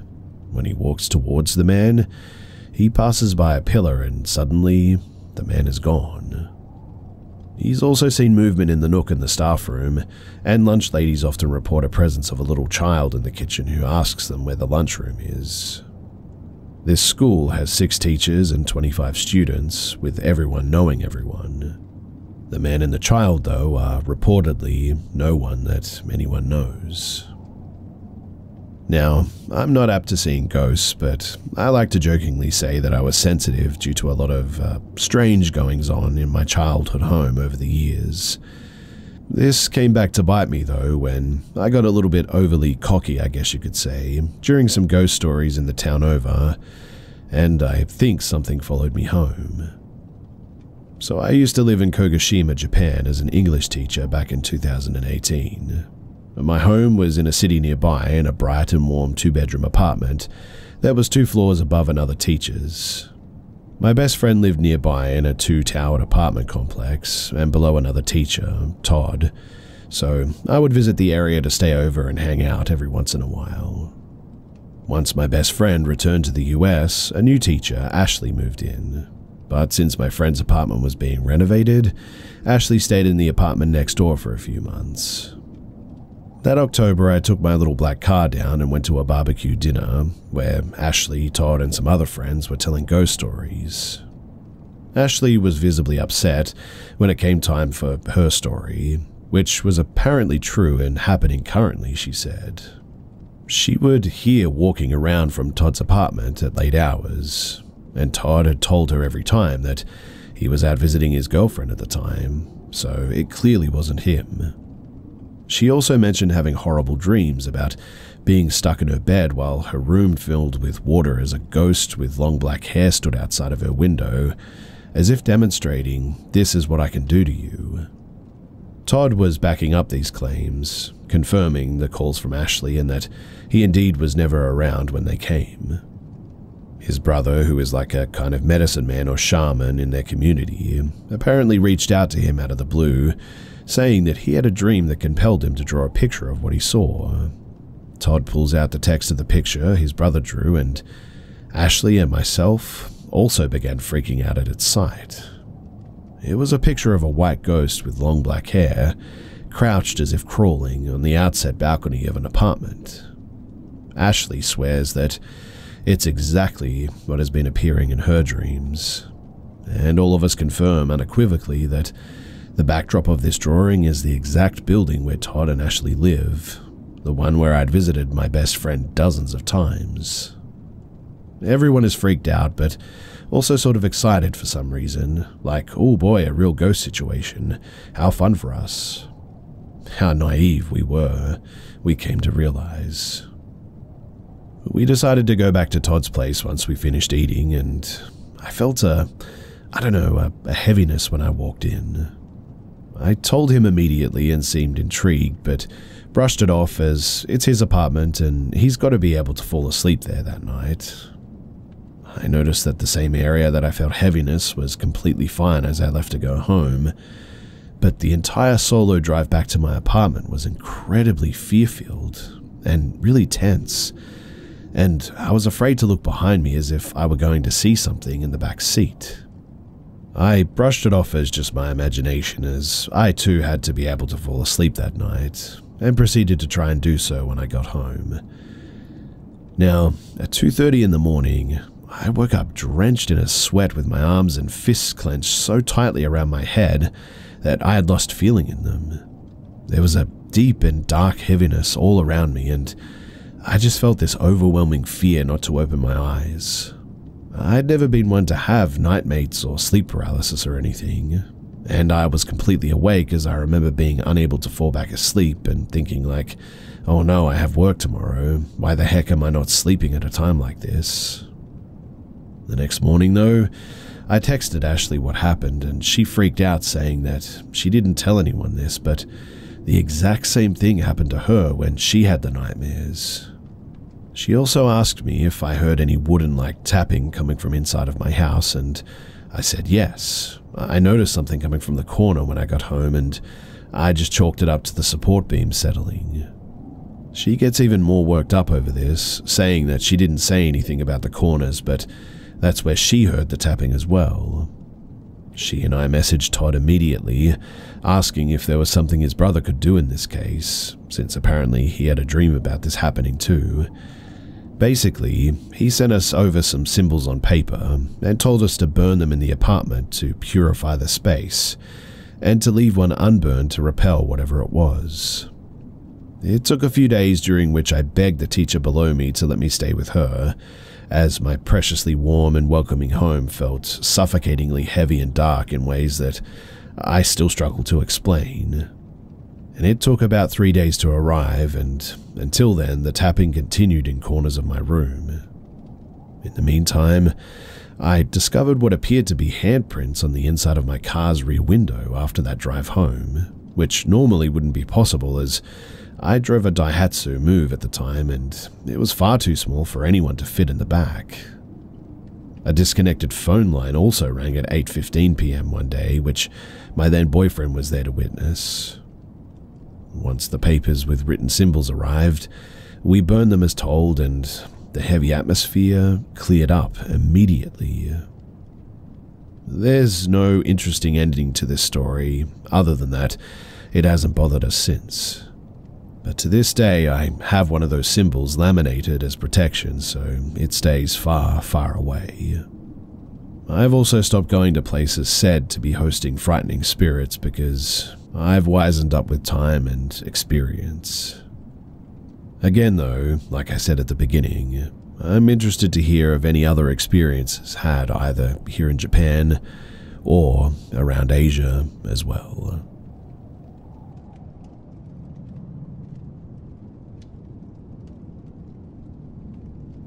When I reflect on my childhood, I have a reoccurring memory that always baffles me.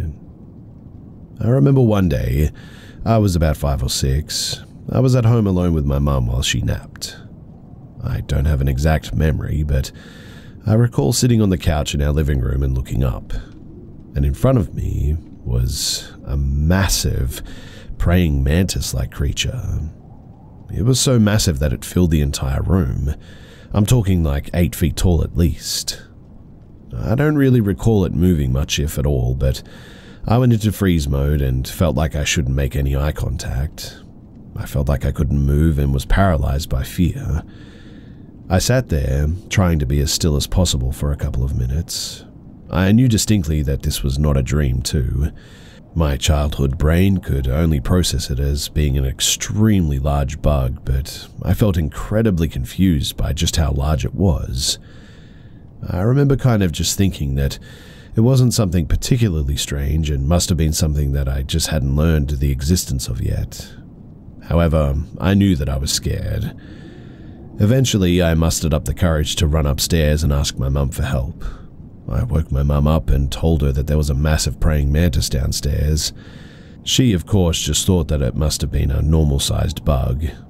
She comes downstairs and, obviously, it was gone. I remember being too stunned by its disappearance and almost embarrassed to tell her what I had actually seen and how strange it was. I remember feeling very confused and trying to understand how my imagination could have possibly generated something that felt so real.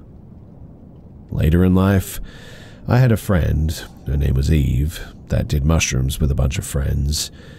She had a difficult experience with how some of her friends responded to the substance.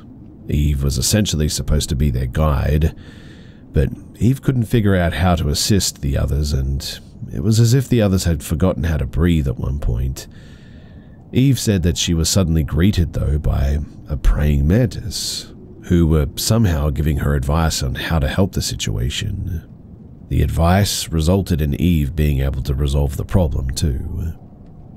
So, if anyone has any feedback or theories on this, then I would love to hear them.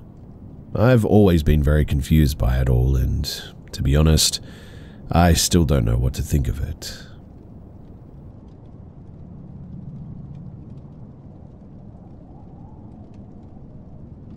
Something really strange has been happening lately, and I know I'm not crazy because friends of mine have experienced this with me on 2 separate occasions. But I swear that I'm teleporting across town somehow. This has happened to me 3 times, and it's seriously starting to freak me out. It happened for the 3rd time less than an hour ago. I was riding on my friend's car back to my place from a movie theater on the opposite side of town, a trip that would normally take around 15 minutes. It took us 5, and I noticed what had happened almost immediately, but I didn't want to say anything until my friend, E, did out of fear of sounding crazy. On the drive, we randomly ended up downtown, close to my place, much sooner than we should have. The transition is so seamless that I can't tell the difference until I see man-made landmarks like buildings. E mentioned that he didn't make any turns that he'd normally have to get there. We just sort of ended up there. We weren't distracted by a conversation or anything, and the both of us were stone-cold sober. Then E started to freak out a little bit. I told him about the other 2 experiences that I'd had, more on those later, but we made it to my place and decompressed for a bit before he left. In the car, I told E about the other 2 events that I experienced. The first time I had something like that happen, I was walking to a gas station to grab a snack after work, I think, and somehow ended up walking on a street like a mile down the road. No time had passed at all, and I know this because I check my watch fairly often. The second experience was the more drastic of all 3 that I've had, though. I was in the car with another friend of mine, his name is Jay, and we were on our way to a Walmart, a 30-minute drive away from his place one morning, but we ended up getting there in 10 minutes. He noticed what had happened shortly after starting the drive over, and we took a turn into this more scenic road on my state, Virginia, which would be a straight path to North Carolina. But instead of us going towards North Carolina, we ended up in a very similar road much closer to that Walmart within a matter of seconds. The transition was nearly unnoticeable until, well, I saw buildings that I recognized from part of the town the Walmart is in. And that experience, it really freaked me out. I have no clue what's going on, and to be honest, I'm genuinely really scared. I don't know what's happening, and I want to find out, which is why I'm here. Has anyone else experienced something like this? Another thing too that happens, and this has been consistent with all 3 times, is that I, along with E and J, get this sort of horrible burning sensation in our lower chests, and we feel this awful sense of like uneasiness all of a sudden. Standing up after an experience like this feels like a burden, and walking around is awkward and clumsy too. All 3 times I've had this happen, I, along with E and J as well, have been completely sober. So, please help. Because honestly, I just want to know what the heck is happening.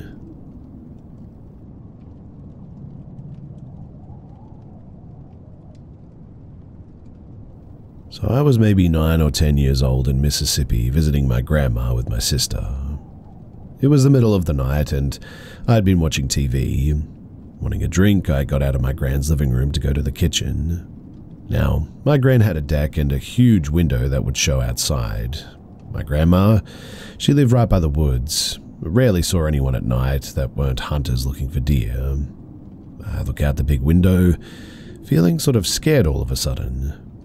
And that's when I noticed, outside, there was a man in a black suit. But the weirdest thing was that he had no face. At least, that's what it looked like. Seeing a man with no face is horrifying, especially right next to the woods, and you know that no one else is awake at the time.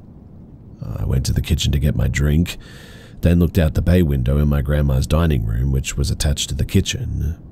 The faceless man was closer to the window now, and he just sort of stood there, unmoving, but seemingly staring right at me. My chest was pounding with fear. After all, the man was closer than before. going back to the living room, knowing that I'd be safe due to the locked doors, but also still kind of freaking out. In the end, I just sort of sat there and watched some TV. I finished drinking my drink and stand up, looking at the window in the living room, and the man was closer once again. Still staring me down, his hands by his sides. Feeling even more panicked, I go to throw away the can of soda that I had to drink in the kitchen. I look down to the bay window once more, and he hadn't moved closer this time. I walk back to the living room and turn the TV off, feeling eyes staring me down. My grandma was asleep, her husband was asleep with his sleep apnea machine going on in the background in their room. I left the living room to go to my room shared with my sister, and I never looked back. I walk into my room to find my sister passed out, soft snores leaving her lips, and eventually I lay down on the ground and I fell asleep.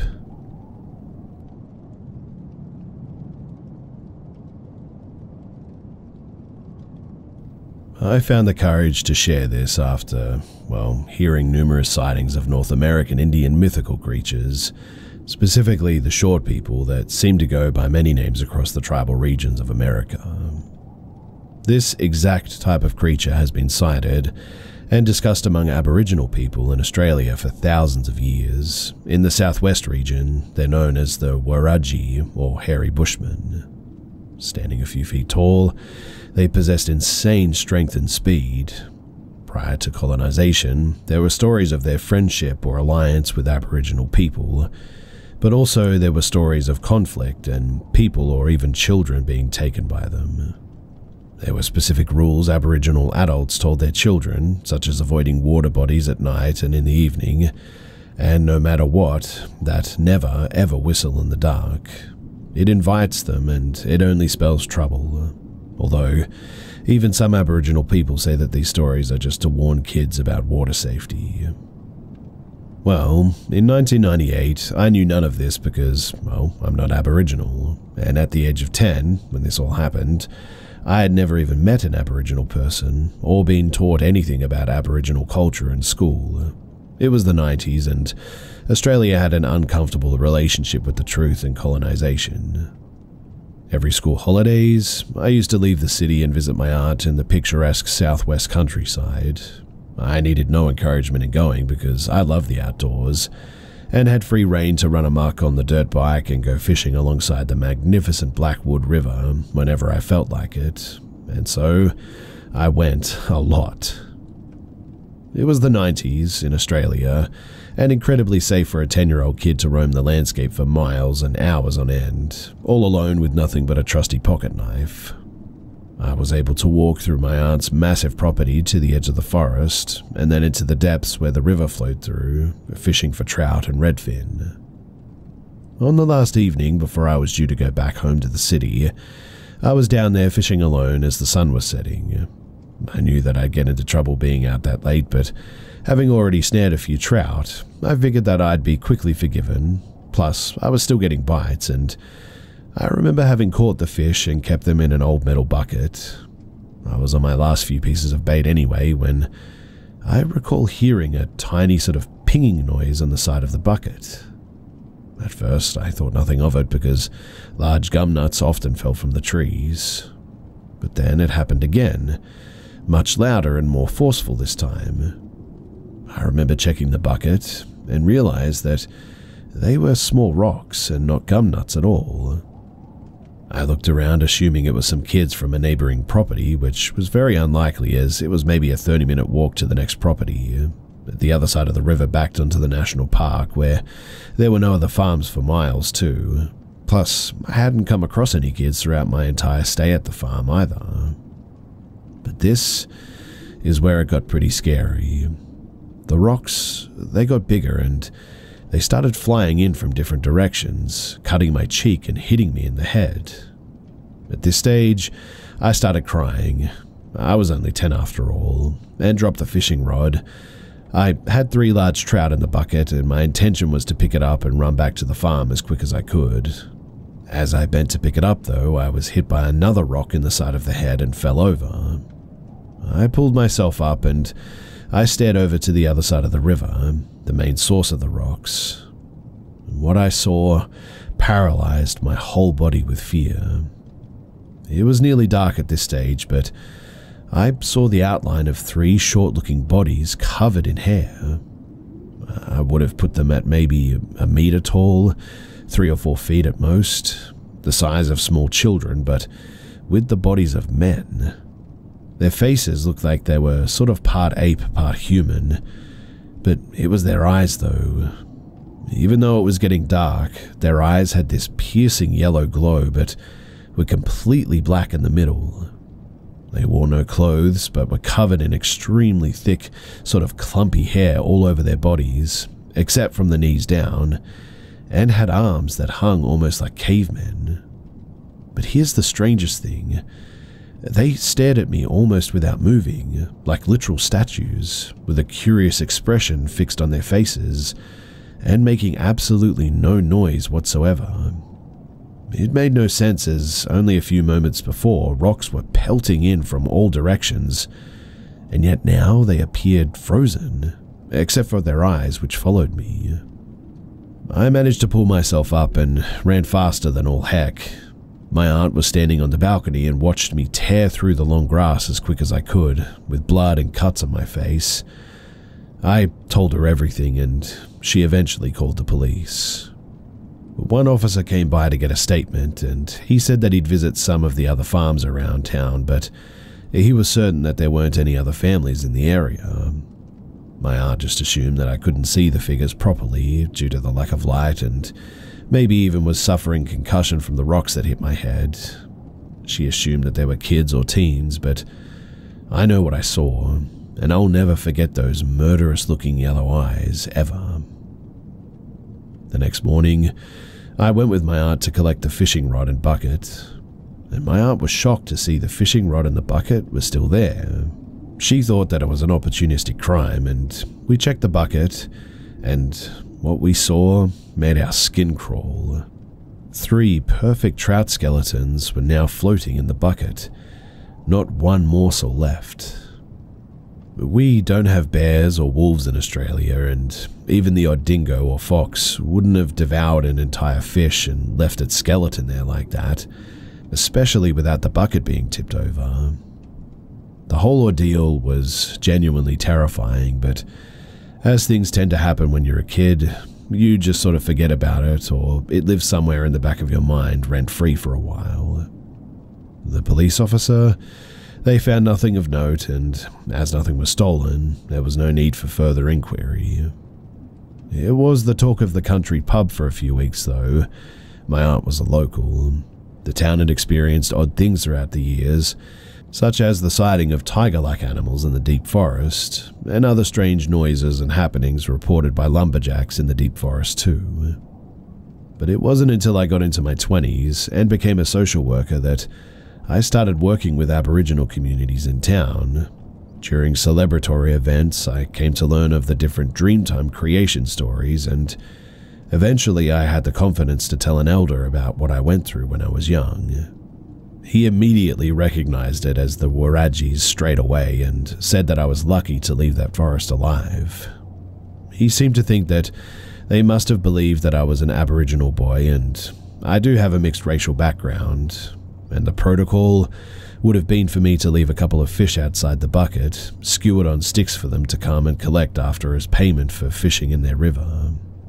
But as I didn't, they reminded me the first few pelts, and when I still didn't, they eventually attacked.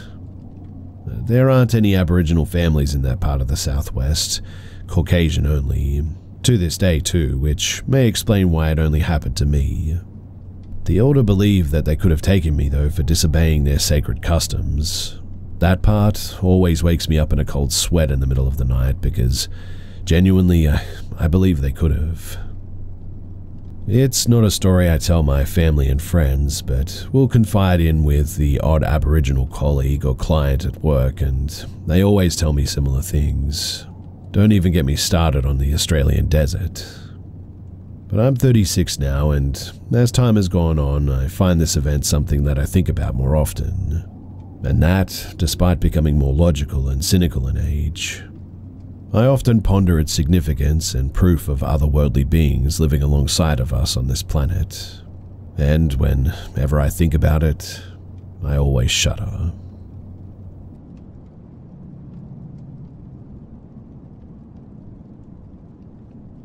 This last year, my dad and I went deer hunting like we do every year. My brothers and uncles and grandpa all go, and we have deer stands spread out across maybe 60 acres deep in the Chippewa National Forest. But my dad's deer stand is one of the closer ones to our camp, so at lunchtime or nighttime, we wait for our family members to walk down the trail and wait for us to get out of our stand to walk back to the camp together.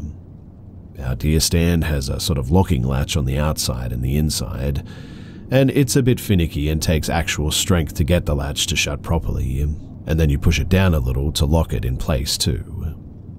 But there is a latch on the outside and the inside, like I said, so if you unlock it to get in, you lock it from the inside so the door stays shut.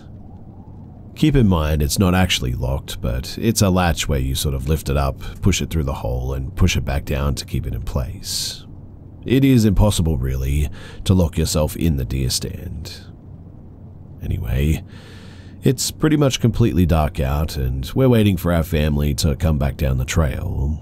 We didn't see any headlamps yet, but we decided, okay, let's get out and meet them on the trail for when they come. I tried to open the door, but it was stuck shut.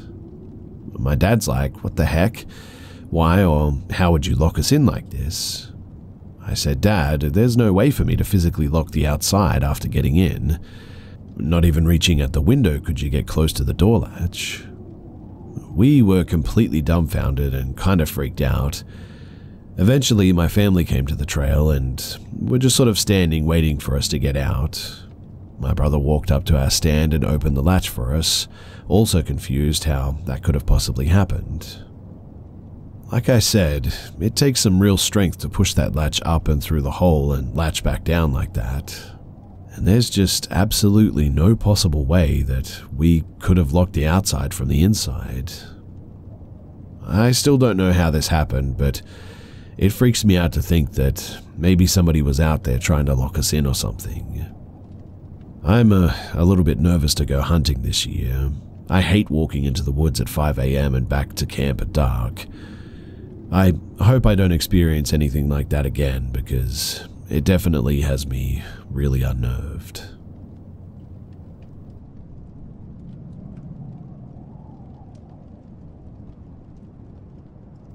I work at a big retail store as a self-checkout host.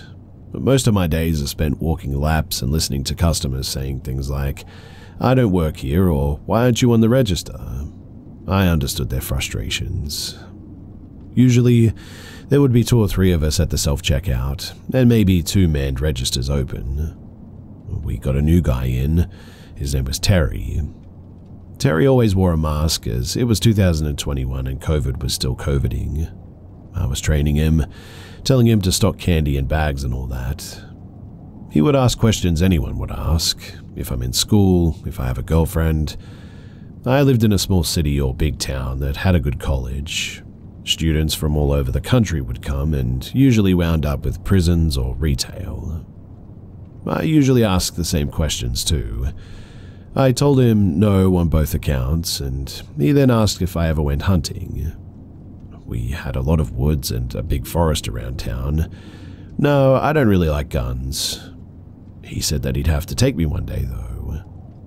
A few days go by and he's over on my side again. He asks if I have any family in town, and if I did, do they live close? I live 3 doors down from my mum. He starts talking about hunting again, how he was out with his buddies and started using pack tactics, where they would box in the prey and finish off. Weird for deer, seeing as they flee at the first sound of any noise. He's off for a few days though, because new hires have problems getting hours for the first 3 weeks. I talked to one of my co-workers and they tell me that he asks a lot about me. The next time I see him, his questions are very telling. How tall would you say you are? How much do you weigh? How well do you know the woods past so-and-so street? I'm a pretty big guy at 6 feet and 300 pounds, and when he brought up hunting again, A creepy thought would send a chill down my spine. Come on, man, you'd like it. Just some good old boys shooting and stuff, late at night in the middle of the woods. But then, the real fun starts right before dawn. They won't know what hit them. The mask hid most of his face, but I could see it rise when he smiled. I don't know why he thought that would be a great way to convince someone. Other than feeling like they were about to hunt me, it sounded like I would have been bored as heck out there. I must have made a face or something because he turned and walked away pretty quickly. I told a couple of co-workers about it, but that was really the last day. I never saw him again after that because he just left and never came back. And honestly, I'm kind of grateful for that.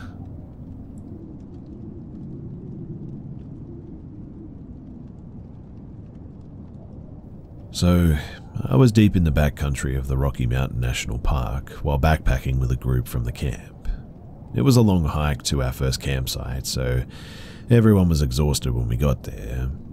I had quite a few friends get on the program with me, so we spaced out in a few tents around the campgrounds.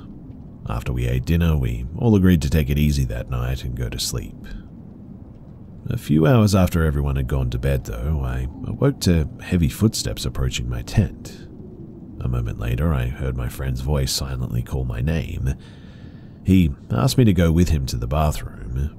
It was protocol for a camper to bring a buddy to the bathroom at night, in case something happened, but the buddy was supposed to be from your tent.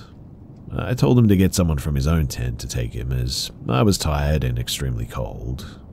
He continued to insist that I went with him, but again I said no. He sounded extremely frustrated, but eventually gave in and left my tent.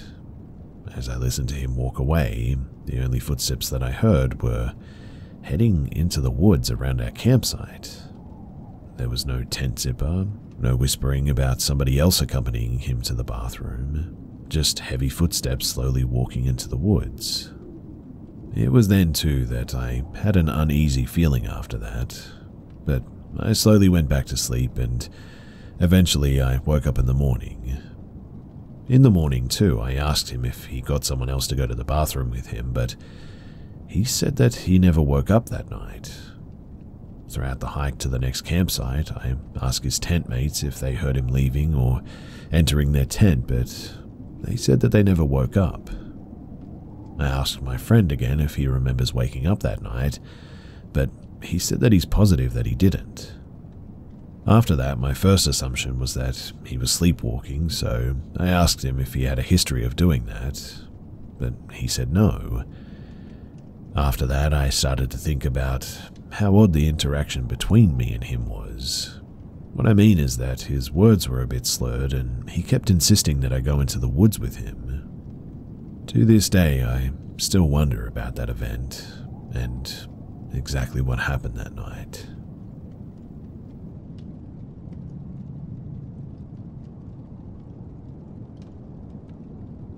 So I'm 19 years old, female, going on 20 next month.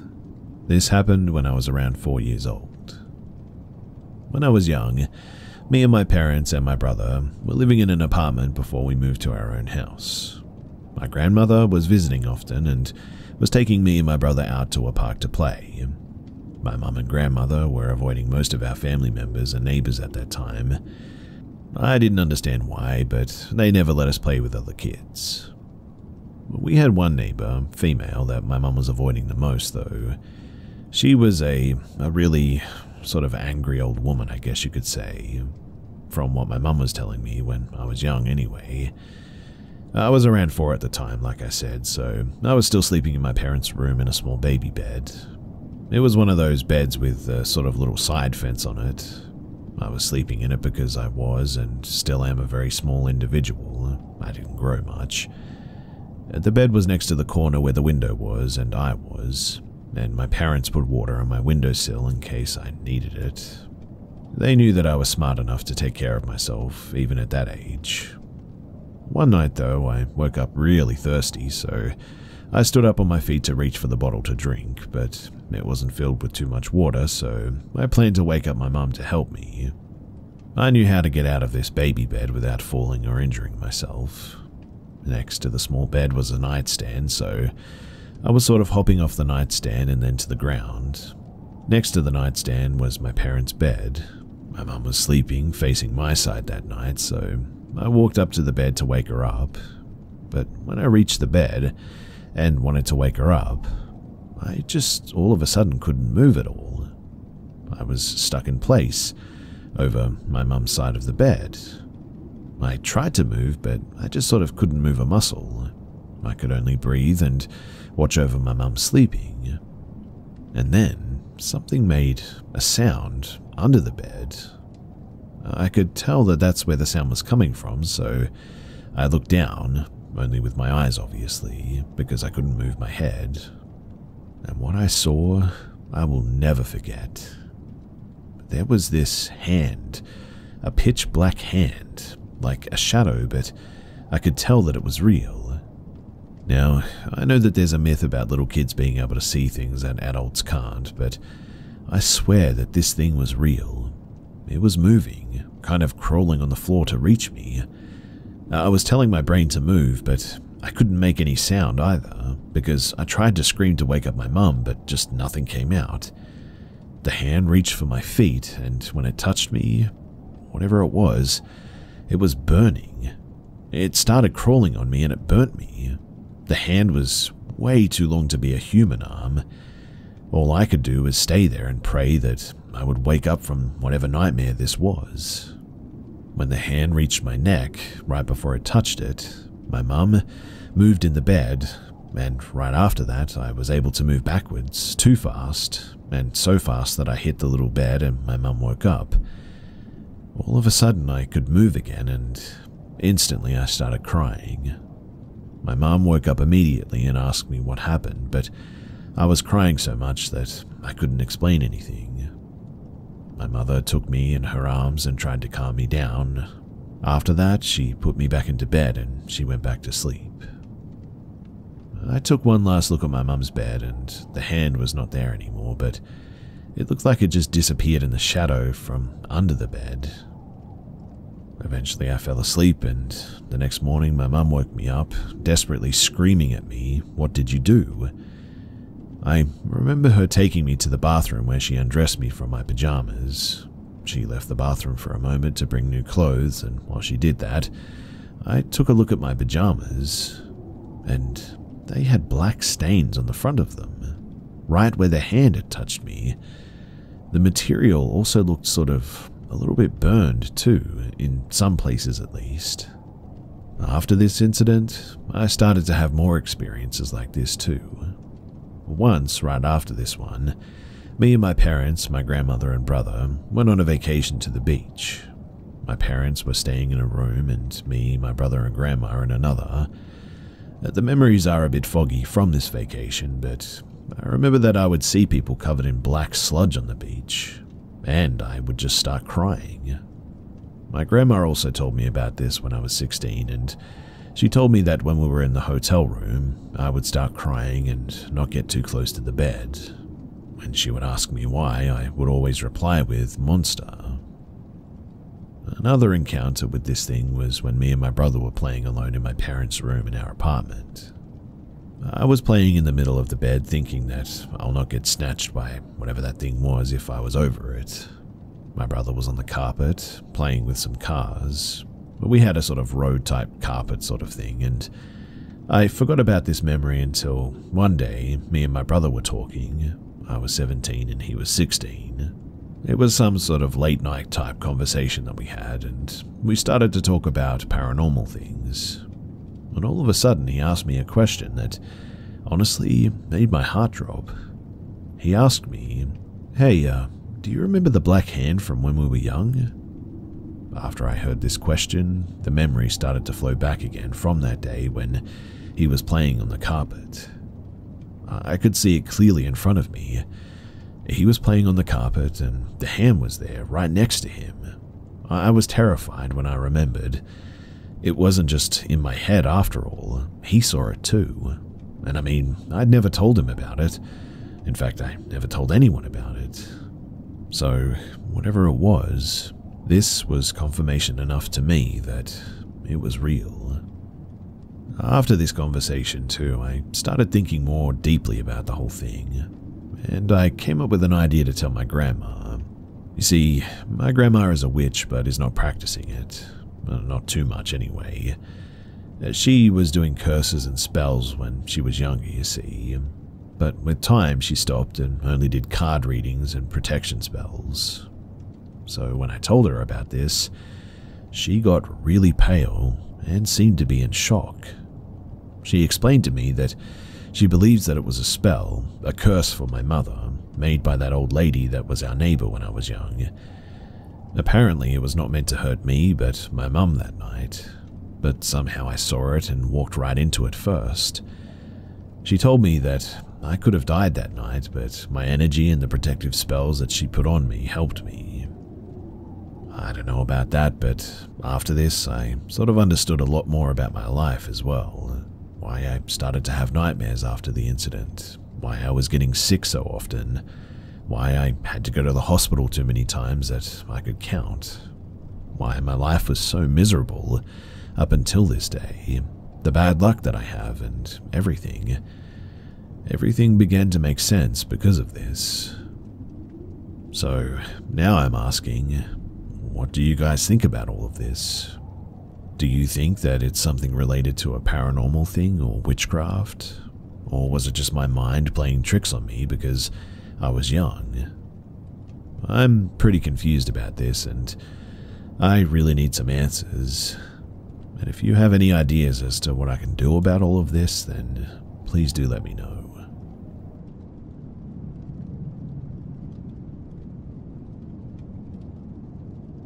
I had to make up some time, so I opted to stay late at my desk and finish up some work. I'm only here making up time because I had to leave my office during the day for an event for my kid at school. But about 45 minutes ago, the last person who stayed late left the office and I saw him walk out, so nobody else came in and there was nobody else here. About 30 minutes ago, though, I heard a loud bang come from upstairs. It sounded like metal pipes hitting together hard. It kind of startled me as I thought something fell. I went upstairs to see what might have fallen over and nothing. I looked out from the upstairs window and the parking lot is empty except for my car. I called out if anyone was still there, that I might have missed, but there was no one. Our office isn't open to the public and you need a key to even enter. I returned to my office and shortly after that I came back to my desk and worked on a file and then heard another noise this time, and it sounded like something dragging, like a broomstick across a wall or something. I went to check, but still there was no one here. Now, we have motion sensor lights, so all the lights upstairs are now off. Most of the lights downstairs are off as well, except for my office. And just before I got on here to share this with all of you guys, I hear a ding, like some kind of cash register ding, but we don't have anything like that.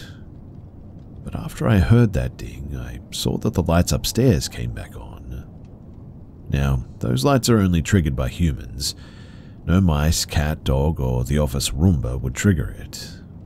And just now, as I'm sharing this, another set of lights just came on closer to the office conference room. I really don't know what's going on here, but I don't like it, and I'm going to leave for the night.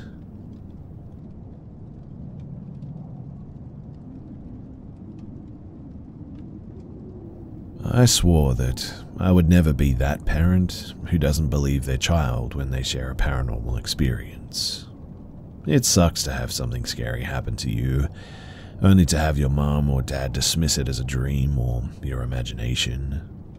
But when my son, 10 years old, told me what he saw, my knee-jerk reaction was to ask if it might have been his imagination, because I just didn't want him to be so frightened. I asked him to swear that he was telling the truth. He's not one to make up stories in the first place, but he swore that this is what he saw, and he's still pretty shaken up by it. So he was sitting in the living room and heard a noise coming from the hallway.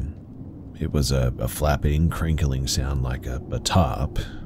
He saw a tall black figure wrapped in this tarp, and he said that it wasn't a shadow. He could see light reflecting off of the black material. He described it as a tarp because of the crinkly noise that it made. But whatever it wasn't flapping freely.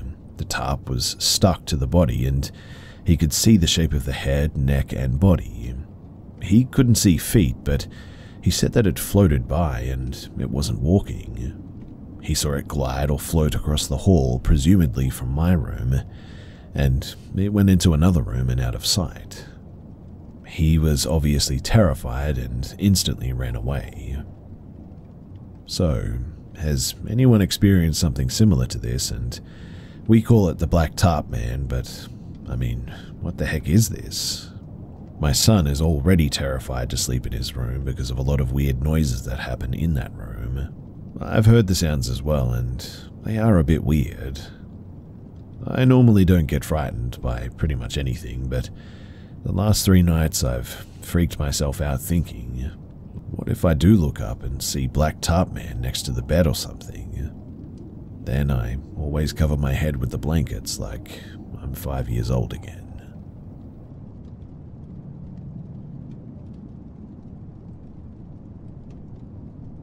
When I was a teenager, I went on a vacation with my extended family. This was around 2008, back in Pakistan, where I'm originally from. We're a very tight-knit family, I guess you could say, so I had my father, mother, sibling, uncles, aunts, cousins, and some of their families, etc. with us. It was a big group of people, and we were staying at my late grandfather's giant wooden house in our remote village. The place is surrounded by trees and rivers, and everything else, markets, shops, other people, are pretty far away. Anyway, all of us somehow managed to fit in this house, so around 20 plus people sleeping in 7 to 8 bedrooms. I was sleeping with my father in a long horizontal room at the front of the house. The room had 2 beds, one on each side, and a central walkway that sort of penetrated the room vertically in the middle. This walkway was basically the entrance to the main part of the house. So, the actual siding was pretty short. We were sleeping, but I suddenly woke up, maybe a few hours after midnight, I would guess. I'm usually a heavy sleeper, so there must have been a noise from within the house, but I don't remember hearing anything. I was still half asleep, but I could sense that there was some type of unrest in the house. I looked to my right towards the walkway, and when I did, I saw a man. Now, I don't know if it was a man or not, but this man-shaped thing was standing there, maybe slightly moving, I would guess. He looked to be around average height and build, but the weird thing is that he was entirely made of light.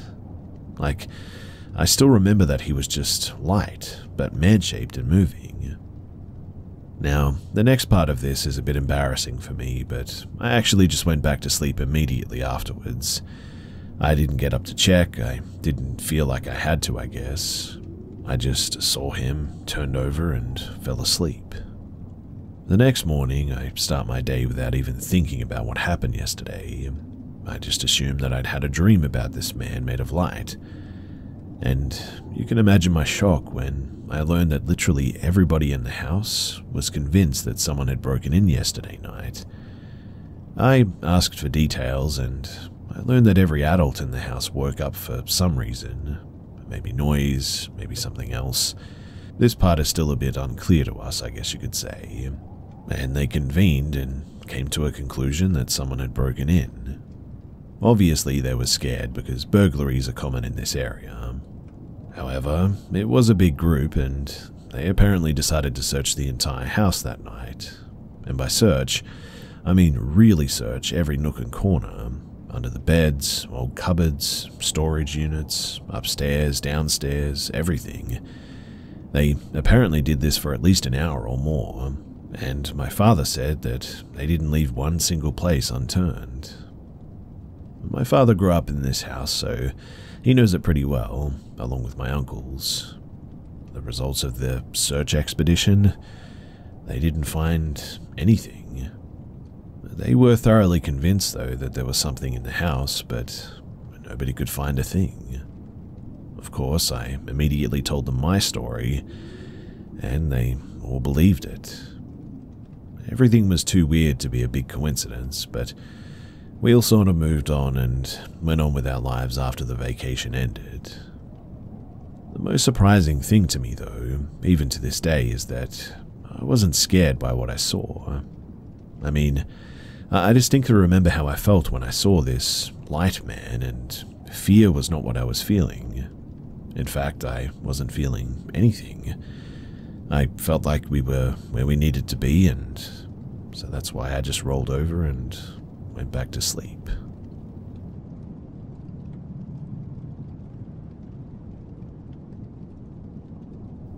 So this story took place at my house, where I still currently reside in upstate New York, Clifton Park. If I had to put a year to it, I'd say it was around 2011 to 2012-ish time frame, which would put me at around maybe 7 years old. Now, I remember that I was outside in my front lawn just playing around in the little red wagon that I used to have, and I remember that I had family over. After a while of playing, I remember seeing this tannish, sort of beige-ish pickup truck pull up on the sidewalk next to my lawn, and there was an older man in it. I'd say mid-40s, early 50s, and I remember him saying something like, "Hey, want to help me find my lost puppy?" Now, I was raised by good parents and taught stranger danger, so I dropped everything and ran inside, and after I did, the truck drives away and I never saw that guy again. I told my parents what happened, and I remember them saying that they had me trying to describe the color of the truck by pointing out like a similar color on a candle that we had, and they ran outside to find the guy, and obviously they didn't see him. Looking back on it though, it still seems incredibly strange to me. I mean, I was around 7, so I could have just been scared because I was taught stranger danger, but I also think that it's kind of weird to ask a 7-year-old to help you look for a lost puppy and not ask an adult instead. I go back and forth on it a bit. I really don't know what to think of it now. I mean, there's a possibility that he was harmless, but I don't know. I don't think that that was the case.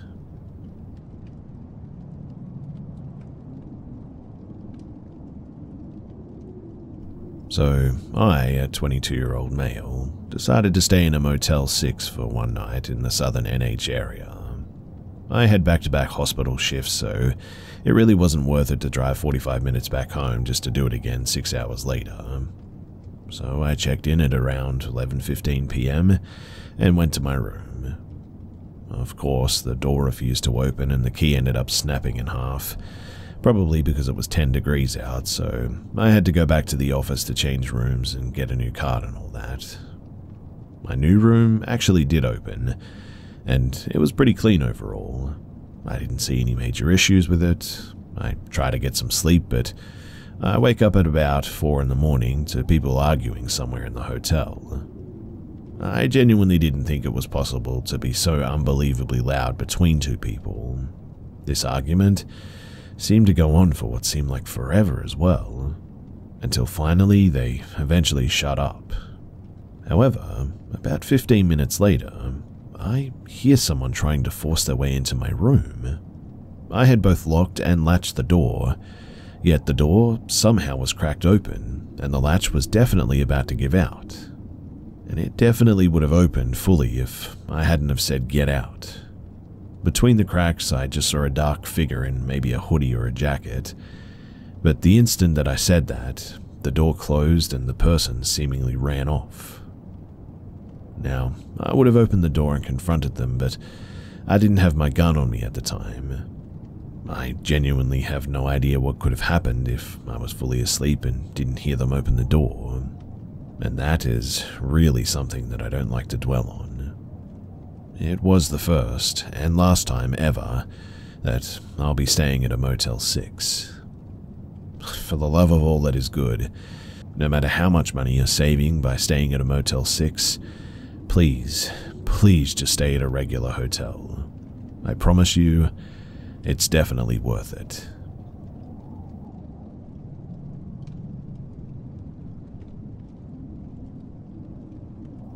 I'm 29 years old, and this happened when I was about 10. It does need some backstory because my childhood was very paranormal-centric in a way, so bear with me.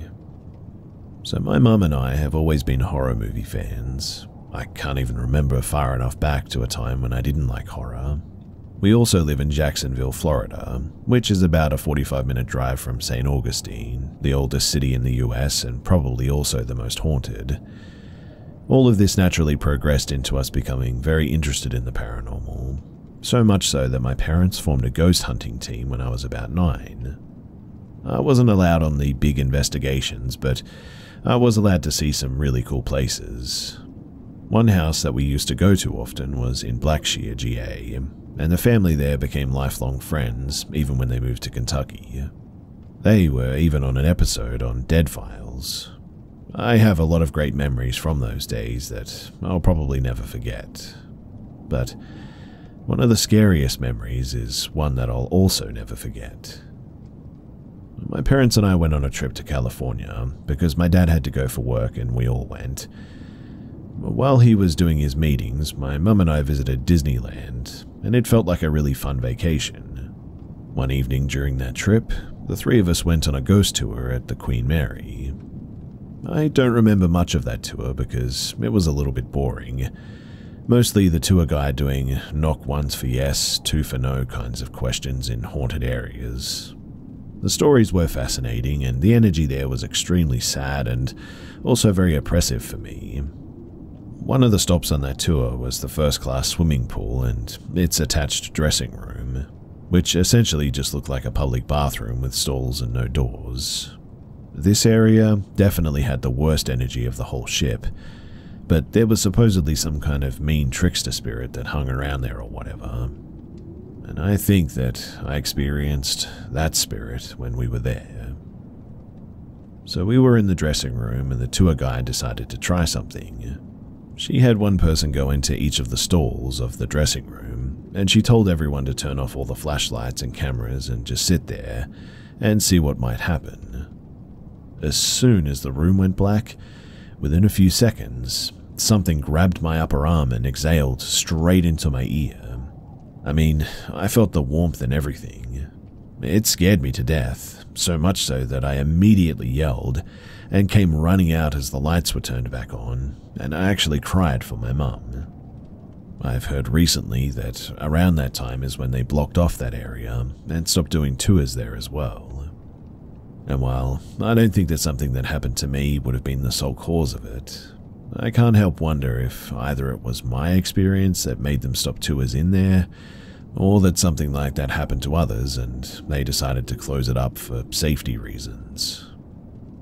I know that this has stuck with me even to today, and I watch a lot of paranormal investigators on YouTube, and I watched one where someone was able to get into the first-class pool, and I instantly could feel that energy again. It felt almost like a panic attack sort of feeling. It was a terrifying encounter for me, and I vowed to never go back there again. But I think that I may do it for a sense of closure, I guess. I don't know if I'll get the chance to, but it certainly would be interesting.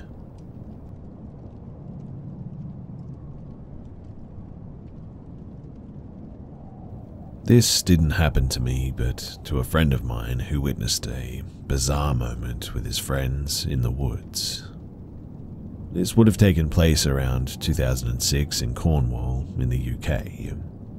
I was a part of the alternative crowd back then, but had a few sort of towny chav friends as well, one of which was a guy called Richard.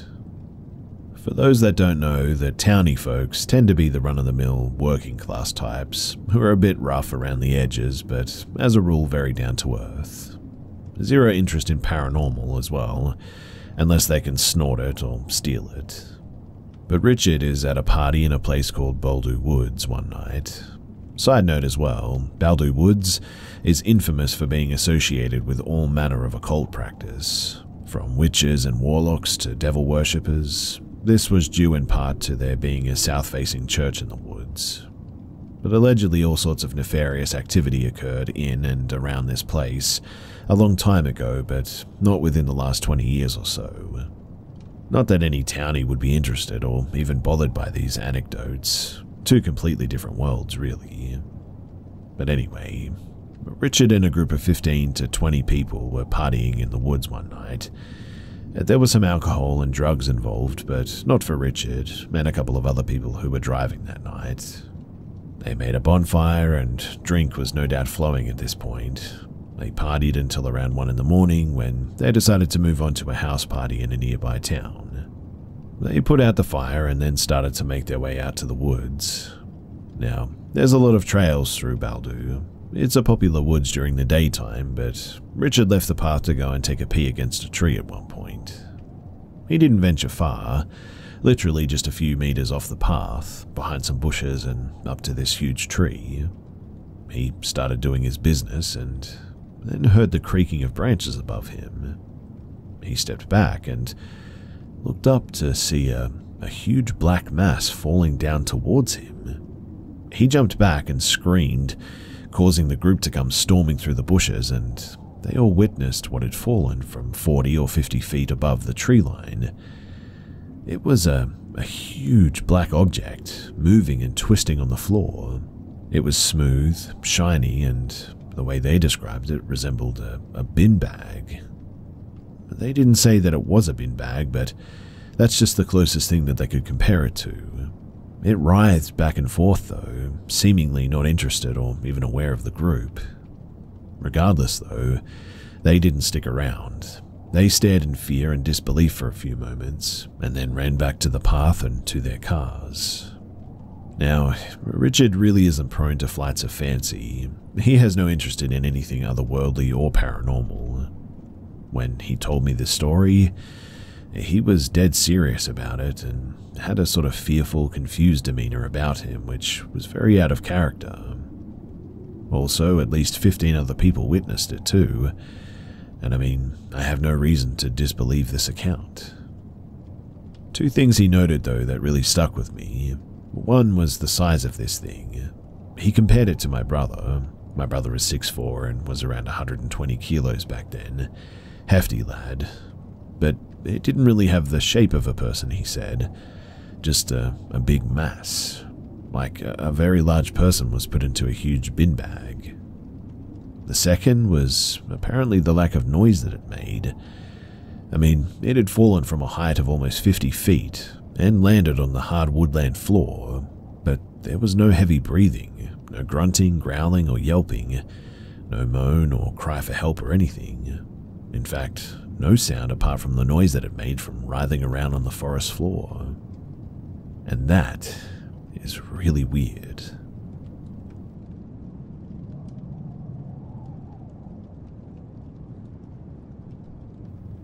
I've always been a bit of a sensitive person, asking questions that no small child should know, predicting people's behaviors and consequently being ignored only for it to come true later, having dreams that end up happening, and never having sleep paralysis.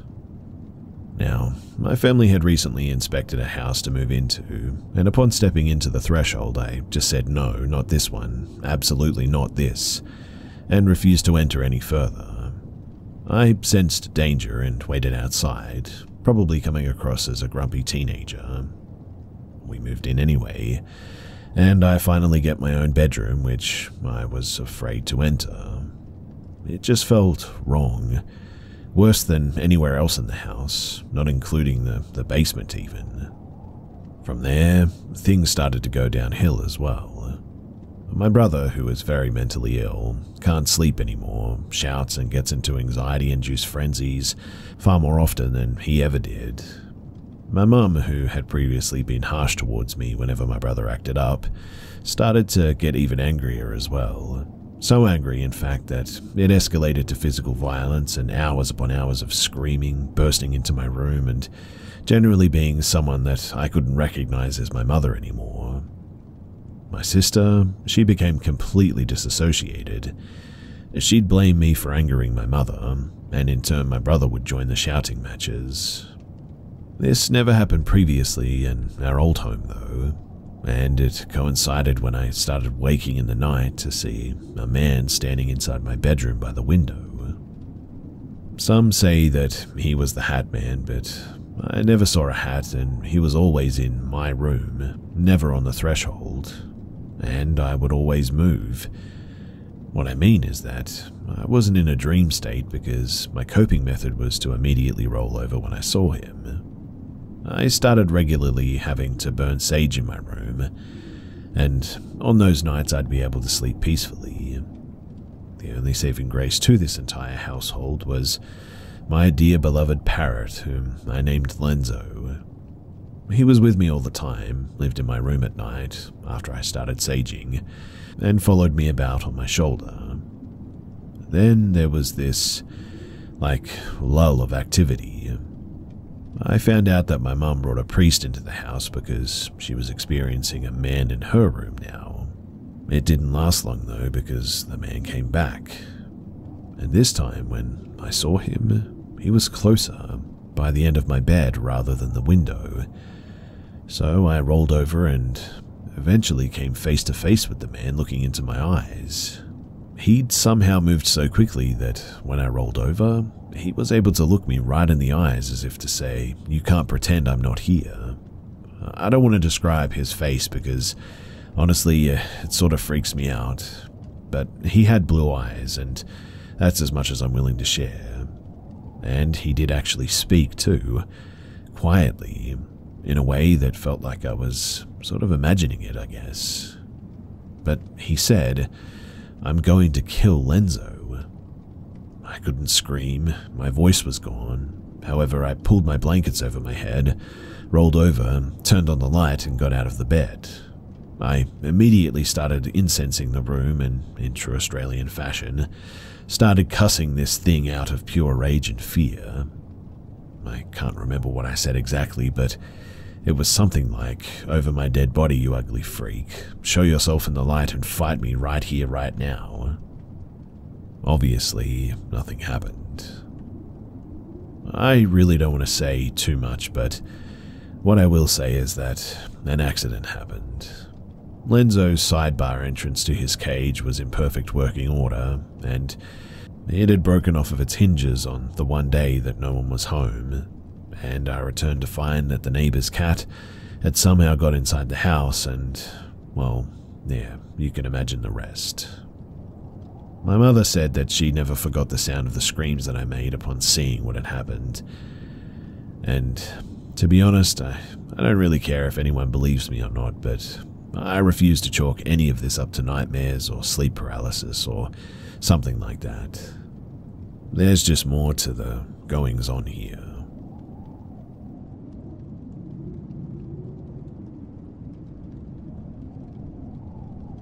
So this happened when I was around 14 or so, 1999 or 2000-ish, and I lived in southwest Georgia at the time, outside of the small town of Moultrie. I was at my buddy's house for the weekend. His name was Joe. Some random other teams that were a little bit older than us show up to Joe's house, allegedly running from the cops after they stole a parent's car and wrecked it in a ditch. They came up to us on foot, so the story might be true, but I'm still not sure. Whatever the case, they wanted to go camp out in the woods to avoid pursuit, so Joe and I say, to heck with it, and we go with them. We borrowed Joe's dad's tent and started walking off into the fields or woods. Given this area is not super isolated, but there was a sort of weirdness to the air that is hard to describe, we go maybe a mile or two back and set up camp maybe 50 yards away from the turnaround end of the dirt road.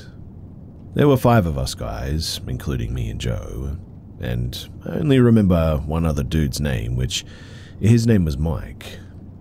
The names don't really matter, I suppose, all that much, but I just thought that I'd add that detail, all the things that I can recall.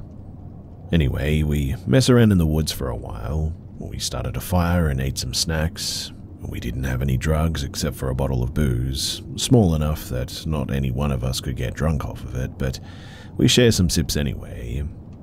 Night comes around and we've got this 6-person tent for us.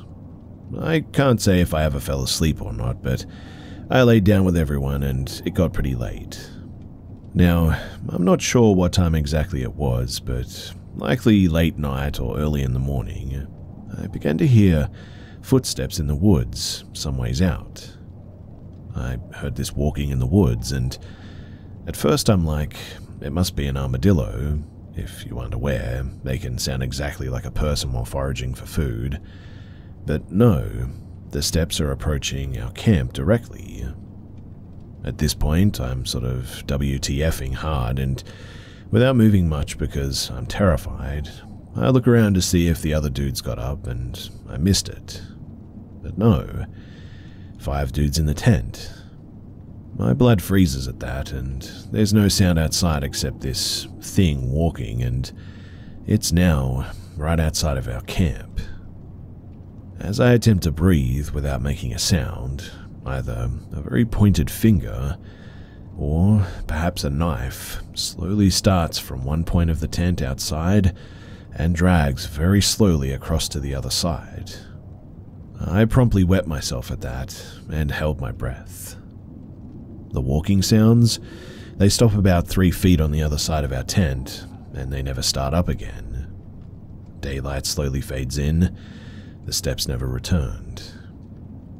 I have this sort of dazed feeling as if I've been up all night as sunrise happens. One of the guys gets up and slowly others do too, so I get up. No one is talking, but everybody looks exhausted. Eventually, one of us asks the others, "Did you hear that last night?" Apparently 4 of the 5 guys were all awake during this invisible stalker, and we all had no idea what it was. The 3 guys who were running from the cops, allegedly, say that they want to call a friend to pick them up and go score some pot or whatever. They leave Joe and I at the camp to guard their stuff. Hooray. But now I'm paranoid at this point, because now I think that there's some guy out here waiting to gut us. But, I mean, I only have a small pocket knife on me to defend myself with. I take it out anyway as they walk down the road to call for a ride. Joe and I are sitting on this discarded door that somebody ditched on the edge of this dirt road turnaround like a pair of idiots when we start hearing the walking sounds again, but across the road on the other side of the woods this time. We look over there, but we don't see anyone. In fact, there's really nothing there. But it's daylight now, so I'm like, well, it must just be an animal. This dirt road goes off and curves to our left, and the sounds approach slowly, at the same pace as before. The sounds stop. We're looking at the road. There's absolutely nothing there. And the sounds then suddenly pick up on the other side of the road. But again, we don't see anything. Now, I'm scared. I notice Joe has his head buried in his knees like an ostrich burying its head in the sand. And since I'm terrified as well for the second time in the past 12 hours, I also put my head in my lap. I also place the pocket knife in open and hold it closely. The steps, I can still hear them though, and they are now slowly circling me and Joe. That is to say that they went kind of behind us at that same slow pace. They seemed to get directly behind me, but I would say maybe about 30 feet away. They then slowly walk up to my back, my spine tingling more and more the entire time. I'm pouring sweat at this point, and as they approach directly behind me, I jump up and swing this little baby pocket knife around like I know what I'm doing. Time seemed to slow down during this little bit, but as I'm swinging the knife at a puff of air, really, the car with the other 3 guys is now coming around the corner of the dirt road to pick us up. At that, Joe and I just ran to the car and we jump in. The 3 dudes ditch everything that we had at that camp. No one asks Joe and I what's wrong, but I could tell that they were looking at us and knew that something else happened. Joe and I, we never said a word about it, and we never went back there.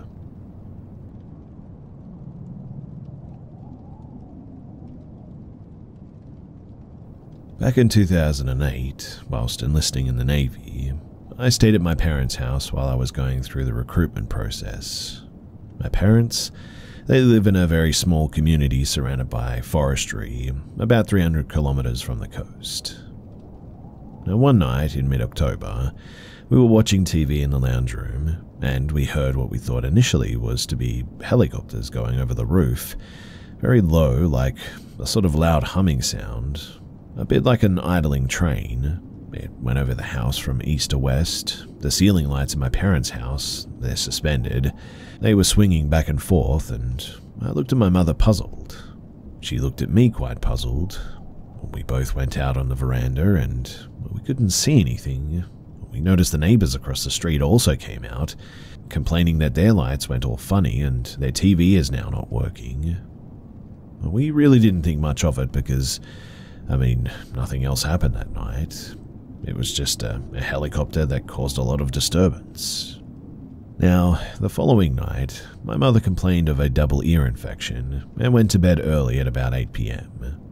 I stayed up until about 10, and at first I smelt something like it was dead. I was puzzled because, the house was locked up, so I just ignored it and continued watching Foxtel. I was laying in the lounge room floor with a pillow facing the TV, and it was then that I could feel something watching me from the dining room. I could just feel it, so I turned around, and I saw what was this 3 to 4 foot blotchy grey thing with a huge head, long arms down to near the knees, really skinny extremities, no ears, no nose, small mouth, and huge jet black eyes, step back from the kitchen table. I didn't know what it was. I was quite terrified. After about 2 minutes of processing it, I felt that it didn't really want to harm me, I guess. It was just observing me. But then I got the flight or fight sort of feeling. I went to the kitchen, grabbed the biggest knife that I could find, and I wanted whatever the heck this was out of the house now. I was going towards the computer room when I heard like a high-pitched screeching sound, like the old disposable camera flash. Then there was a quick flash of red light from under the computer room door as it was shutting. As I opened the computer room door, the Venetian blinds moved a lot, but the window was closed. I had this sense of dread not to go into that room, and specifically not to go into the far left-hand corner. It's hard to describe the feeling that I got, but I just sort of shut the door after a visual inspection. I went back to wherever it was I was standing as I thought that I was seeing things, hallucinating. But I remember clearly that you could see in the carpet where it was standing. You could see like little footprints. That was when I knew that I wasn't dreaming, and that's when panic set in. I went throughout the rest of the house to check everything. Everything else, and it was all locked and deadbolted. I don't know how it got in fact, but if I didn't smell it, I would not have turned around to look at it. For the rest of the evening, all of the sensor lights around the property kept going on and off, and I could hear something in the grass, something very, very quick, and all I did was shut all the blinds and windows and stayed up all night. I couldn't sleep. I was too terrified to. Eventually, when the sun rose, everything just sort of stopped, and I didn't hear or smell anything. I looked around the house, but that foreboding feeling was now gone. To this day, it's still hard to talk about it as it's affected me throughout my life. I have this feeling that I've seen it before and I'm going to see it again. I don't want to see it again, but I feel like it's been watching me for some time. Since the incident, my mother has been complaining of paranormal things happening in the house too. Quite a few times, we've seen min-min lights, unexplained lights throughout the forestry. I personally have seen a large silver sphere, but I don't know what that was. It just sort of disappeared. Speaking to locals after my experience, I was quite hesitant to at first. A few of them stated that there's always been weird lights in the skies out here, and sometimes they get weird smells throughout the house as well. This is the first time that I've publicly shared this. I've kept this to myself all these years because I guess I just don't want to be branded a nut job. But the experience, it was real. If you have any questions, then please do drop them in the comment section below and I'll try and clarify, I guess.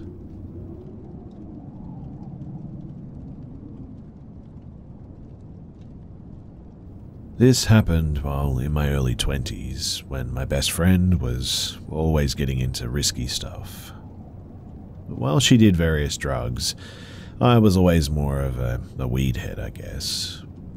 When they said that pot was a gateway drug, I believe it's true to a certain extent with those who have addictive personalities. She definitely developed an addiction issue later on as well. My friend, her name was KK, and she was always down to meet people. She used to friend random people on Facebook or Instagram. She would ask me to hang out so that when they went to meet new people, I was the buffer just in case they didn't like each other. Now one day, she came over to my house unannounced and was like, "Hey, let's go to my uncle's house," because her aunt was there and her aunt had some goods. Her aunts happened to be down the road anyway. Her aunt and her uncle were down as dealers in the area, so we went. When we got there, she was like, "Hey, I met this guy online. He goes by Joey Crack." Then she shows her aunts his pictures, and he was a wide-set man with a red goofy face, cornrow braids, face tattoos, and a gold grill. I laughed, honestly, and said, "Wow, Kay, you really know how to pick him." She had already invited him over, and upon his arrival, he then comes out of nowhere and just walks right up and gives Kay a hug, and everyone else there as well, a kiss on the cheek. In this part of town, there really was nothing around, just houses, a school, and woods. Closest store was about 20 minutes away, so it struck me as odd that he walked here. It was me, Kay, her aunt, and the aunt's friend. We sit and smoke for a bit, and by this time both aunts are high, so they leave and go inside the house, leaving me, Kay, and Joey Crack outside. Joey then starts asking us questions like how we know each other, what we do for a living, etc. It was getting late, so I was telling her that I was going to go home. She was like, "No, don't go yet." I told her, though, that I was tired and that Joey's weird, and he kept low-key hitting on me as well. She then tells me that he apparently asked to sleep with her, and he wanted to ask her to ask if I was down as well. I laughed that one off and said, "Yeah, right." And after a while of silence, I deflected and heard some noise that was in the darkness. "Hey, did you hear that?" After a bit of small talk between him and Kay, he then learned that neither one of us was interested. It was just a hangout at this point. But this then turns the mood, and you could feel it right away. It was suddenly eerily quiet. He got reserved and shifty-eyed.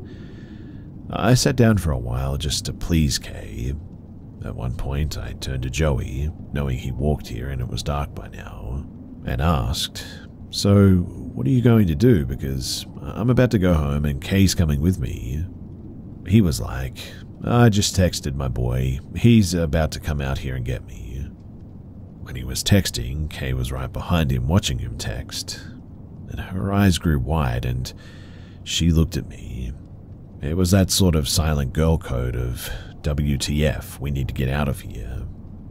Kay broke the silence and was like, "Hey, come help me get this thing from inside to bring it out."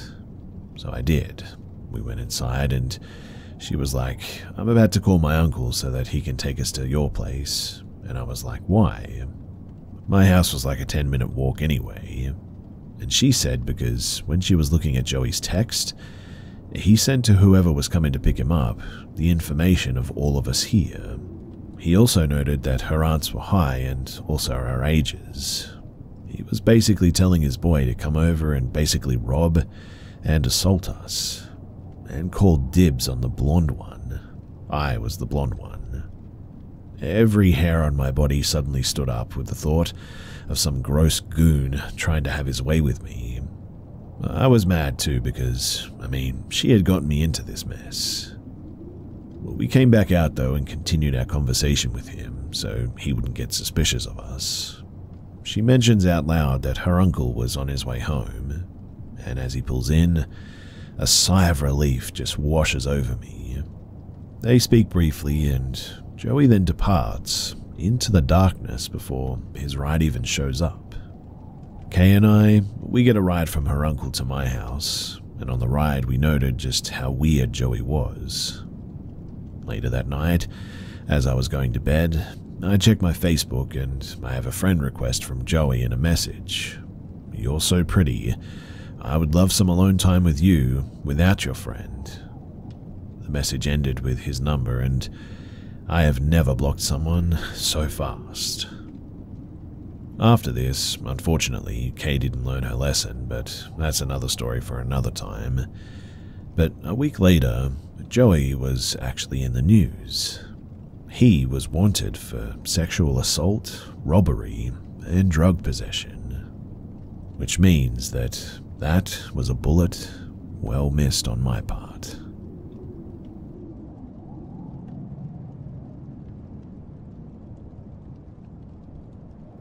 This happened to me, I think, about 2 months ago, but speaking about it still freaks me out, especially if I'm in my house, because it's like he's listening.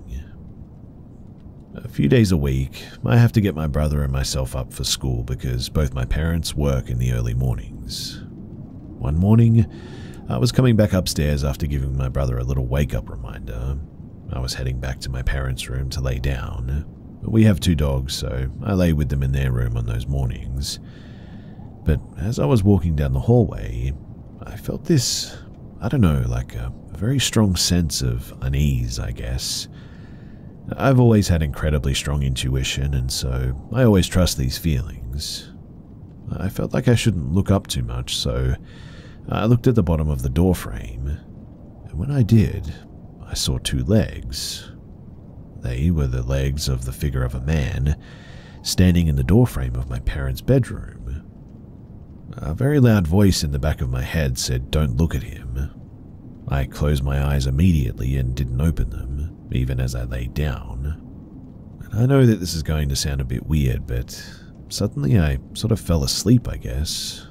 I had a dream, and I never dream, and even if I do, I never remember them unless they are very important.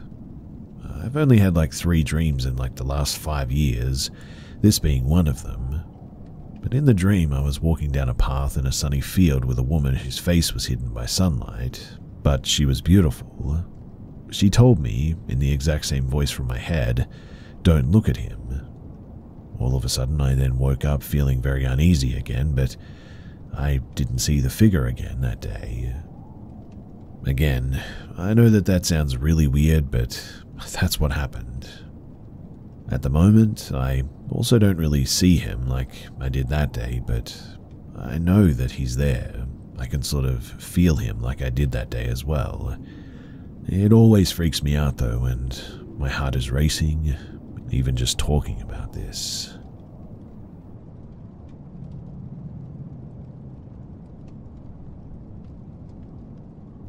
I'm going to start this off by saying that I do follow pagan principles. Not Wiccan, but true folk magic and spiritual practices, and wholeheartedly believe in worlds that are not seen to the naked eye, unless they want us to, that is. And I know what I saw, I know what I felt. Now, I've encountered the paranormal many times, as I love to go out to cemeteries and converse with the other side, safely and with the correct precautions and conclusions, of course. I'm no stranger to the unknown and the unseen. I've encountered a skinwalker and saw it with my own eyes, but I haven't felt this scared since my one and only encounter with one. Last night, I, a 24-year-old female, was driving from my parents' house. I was out of a job for a while and couldn't afford living on my own until I found one. I'm a pre-K special education teacher, not a bum, but in need of help. to a friend's house to help her go through her first baby's baby clothes in order to get ready for baby number 2. She lives about 10 minutes away, and I know her route like the back of my hand, as I've driven it dozens of times. I'm jamming out to Hamilton, as one does. I'm putting my heart and soul into this one-woman show and truly feeling the feelings behind each character's lines. I'm sort of pouring my soul into it, and I was in my spiritual happy place, I guess you could say. Everything was fine, until all of a sudden it wasn't. I'm about 2 miles away from her house when I just feel my arms pull me down this road that I have never seen before. I start driving down it, and I go to turn on my GPS to help me figure something out. But when I did, it wasn't there. I notice that there's one light pole on the road, and I've passed it, and there's an overwhelming sense of dread that was growing thicker and heavier every inch my wheels turned. And oh, I messed up feeling suddenly hit me, and this is not safe feeling as well. I immediately find a way to do a 3-point turn and get my happy butt the heck out of Dodge. I get to my friend's house, and I'm a shaking mess at this point, pulling everything that I needed inside. I tell this to her and her husband, and they look at each other like, what the heck, because I'm never scared like that. They start asking me questions about where the road was, what happened, did I see anything. I tell them my skinwalker story and told them that I haven't been this frightened since that day, and they were honestly in shock. I immediately did an egg cleanse because that stuff was not staying with me all night long and keeping me awake. Needless to say, I was not comfortable going back outside, so I stayed the night with them. I didn't sleep a wink, and I've been up for about 30 hours now. I drove home about 30 minutes ago, and I can assure you that that road was not there on my way home. I know that location very well as well, and I can assure you that that road, it shouldn't have been there. There was something very wrong that night, and I'm wondering if you have any thoughts, answers, or questions. If anyone has experienced anything like this before, this sort of phantom road thing, then I would really love to hear it.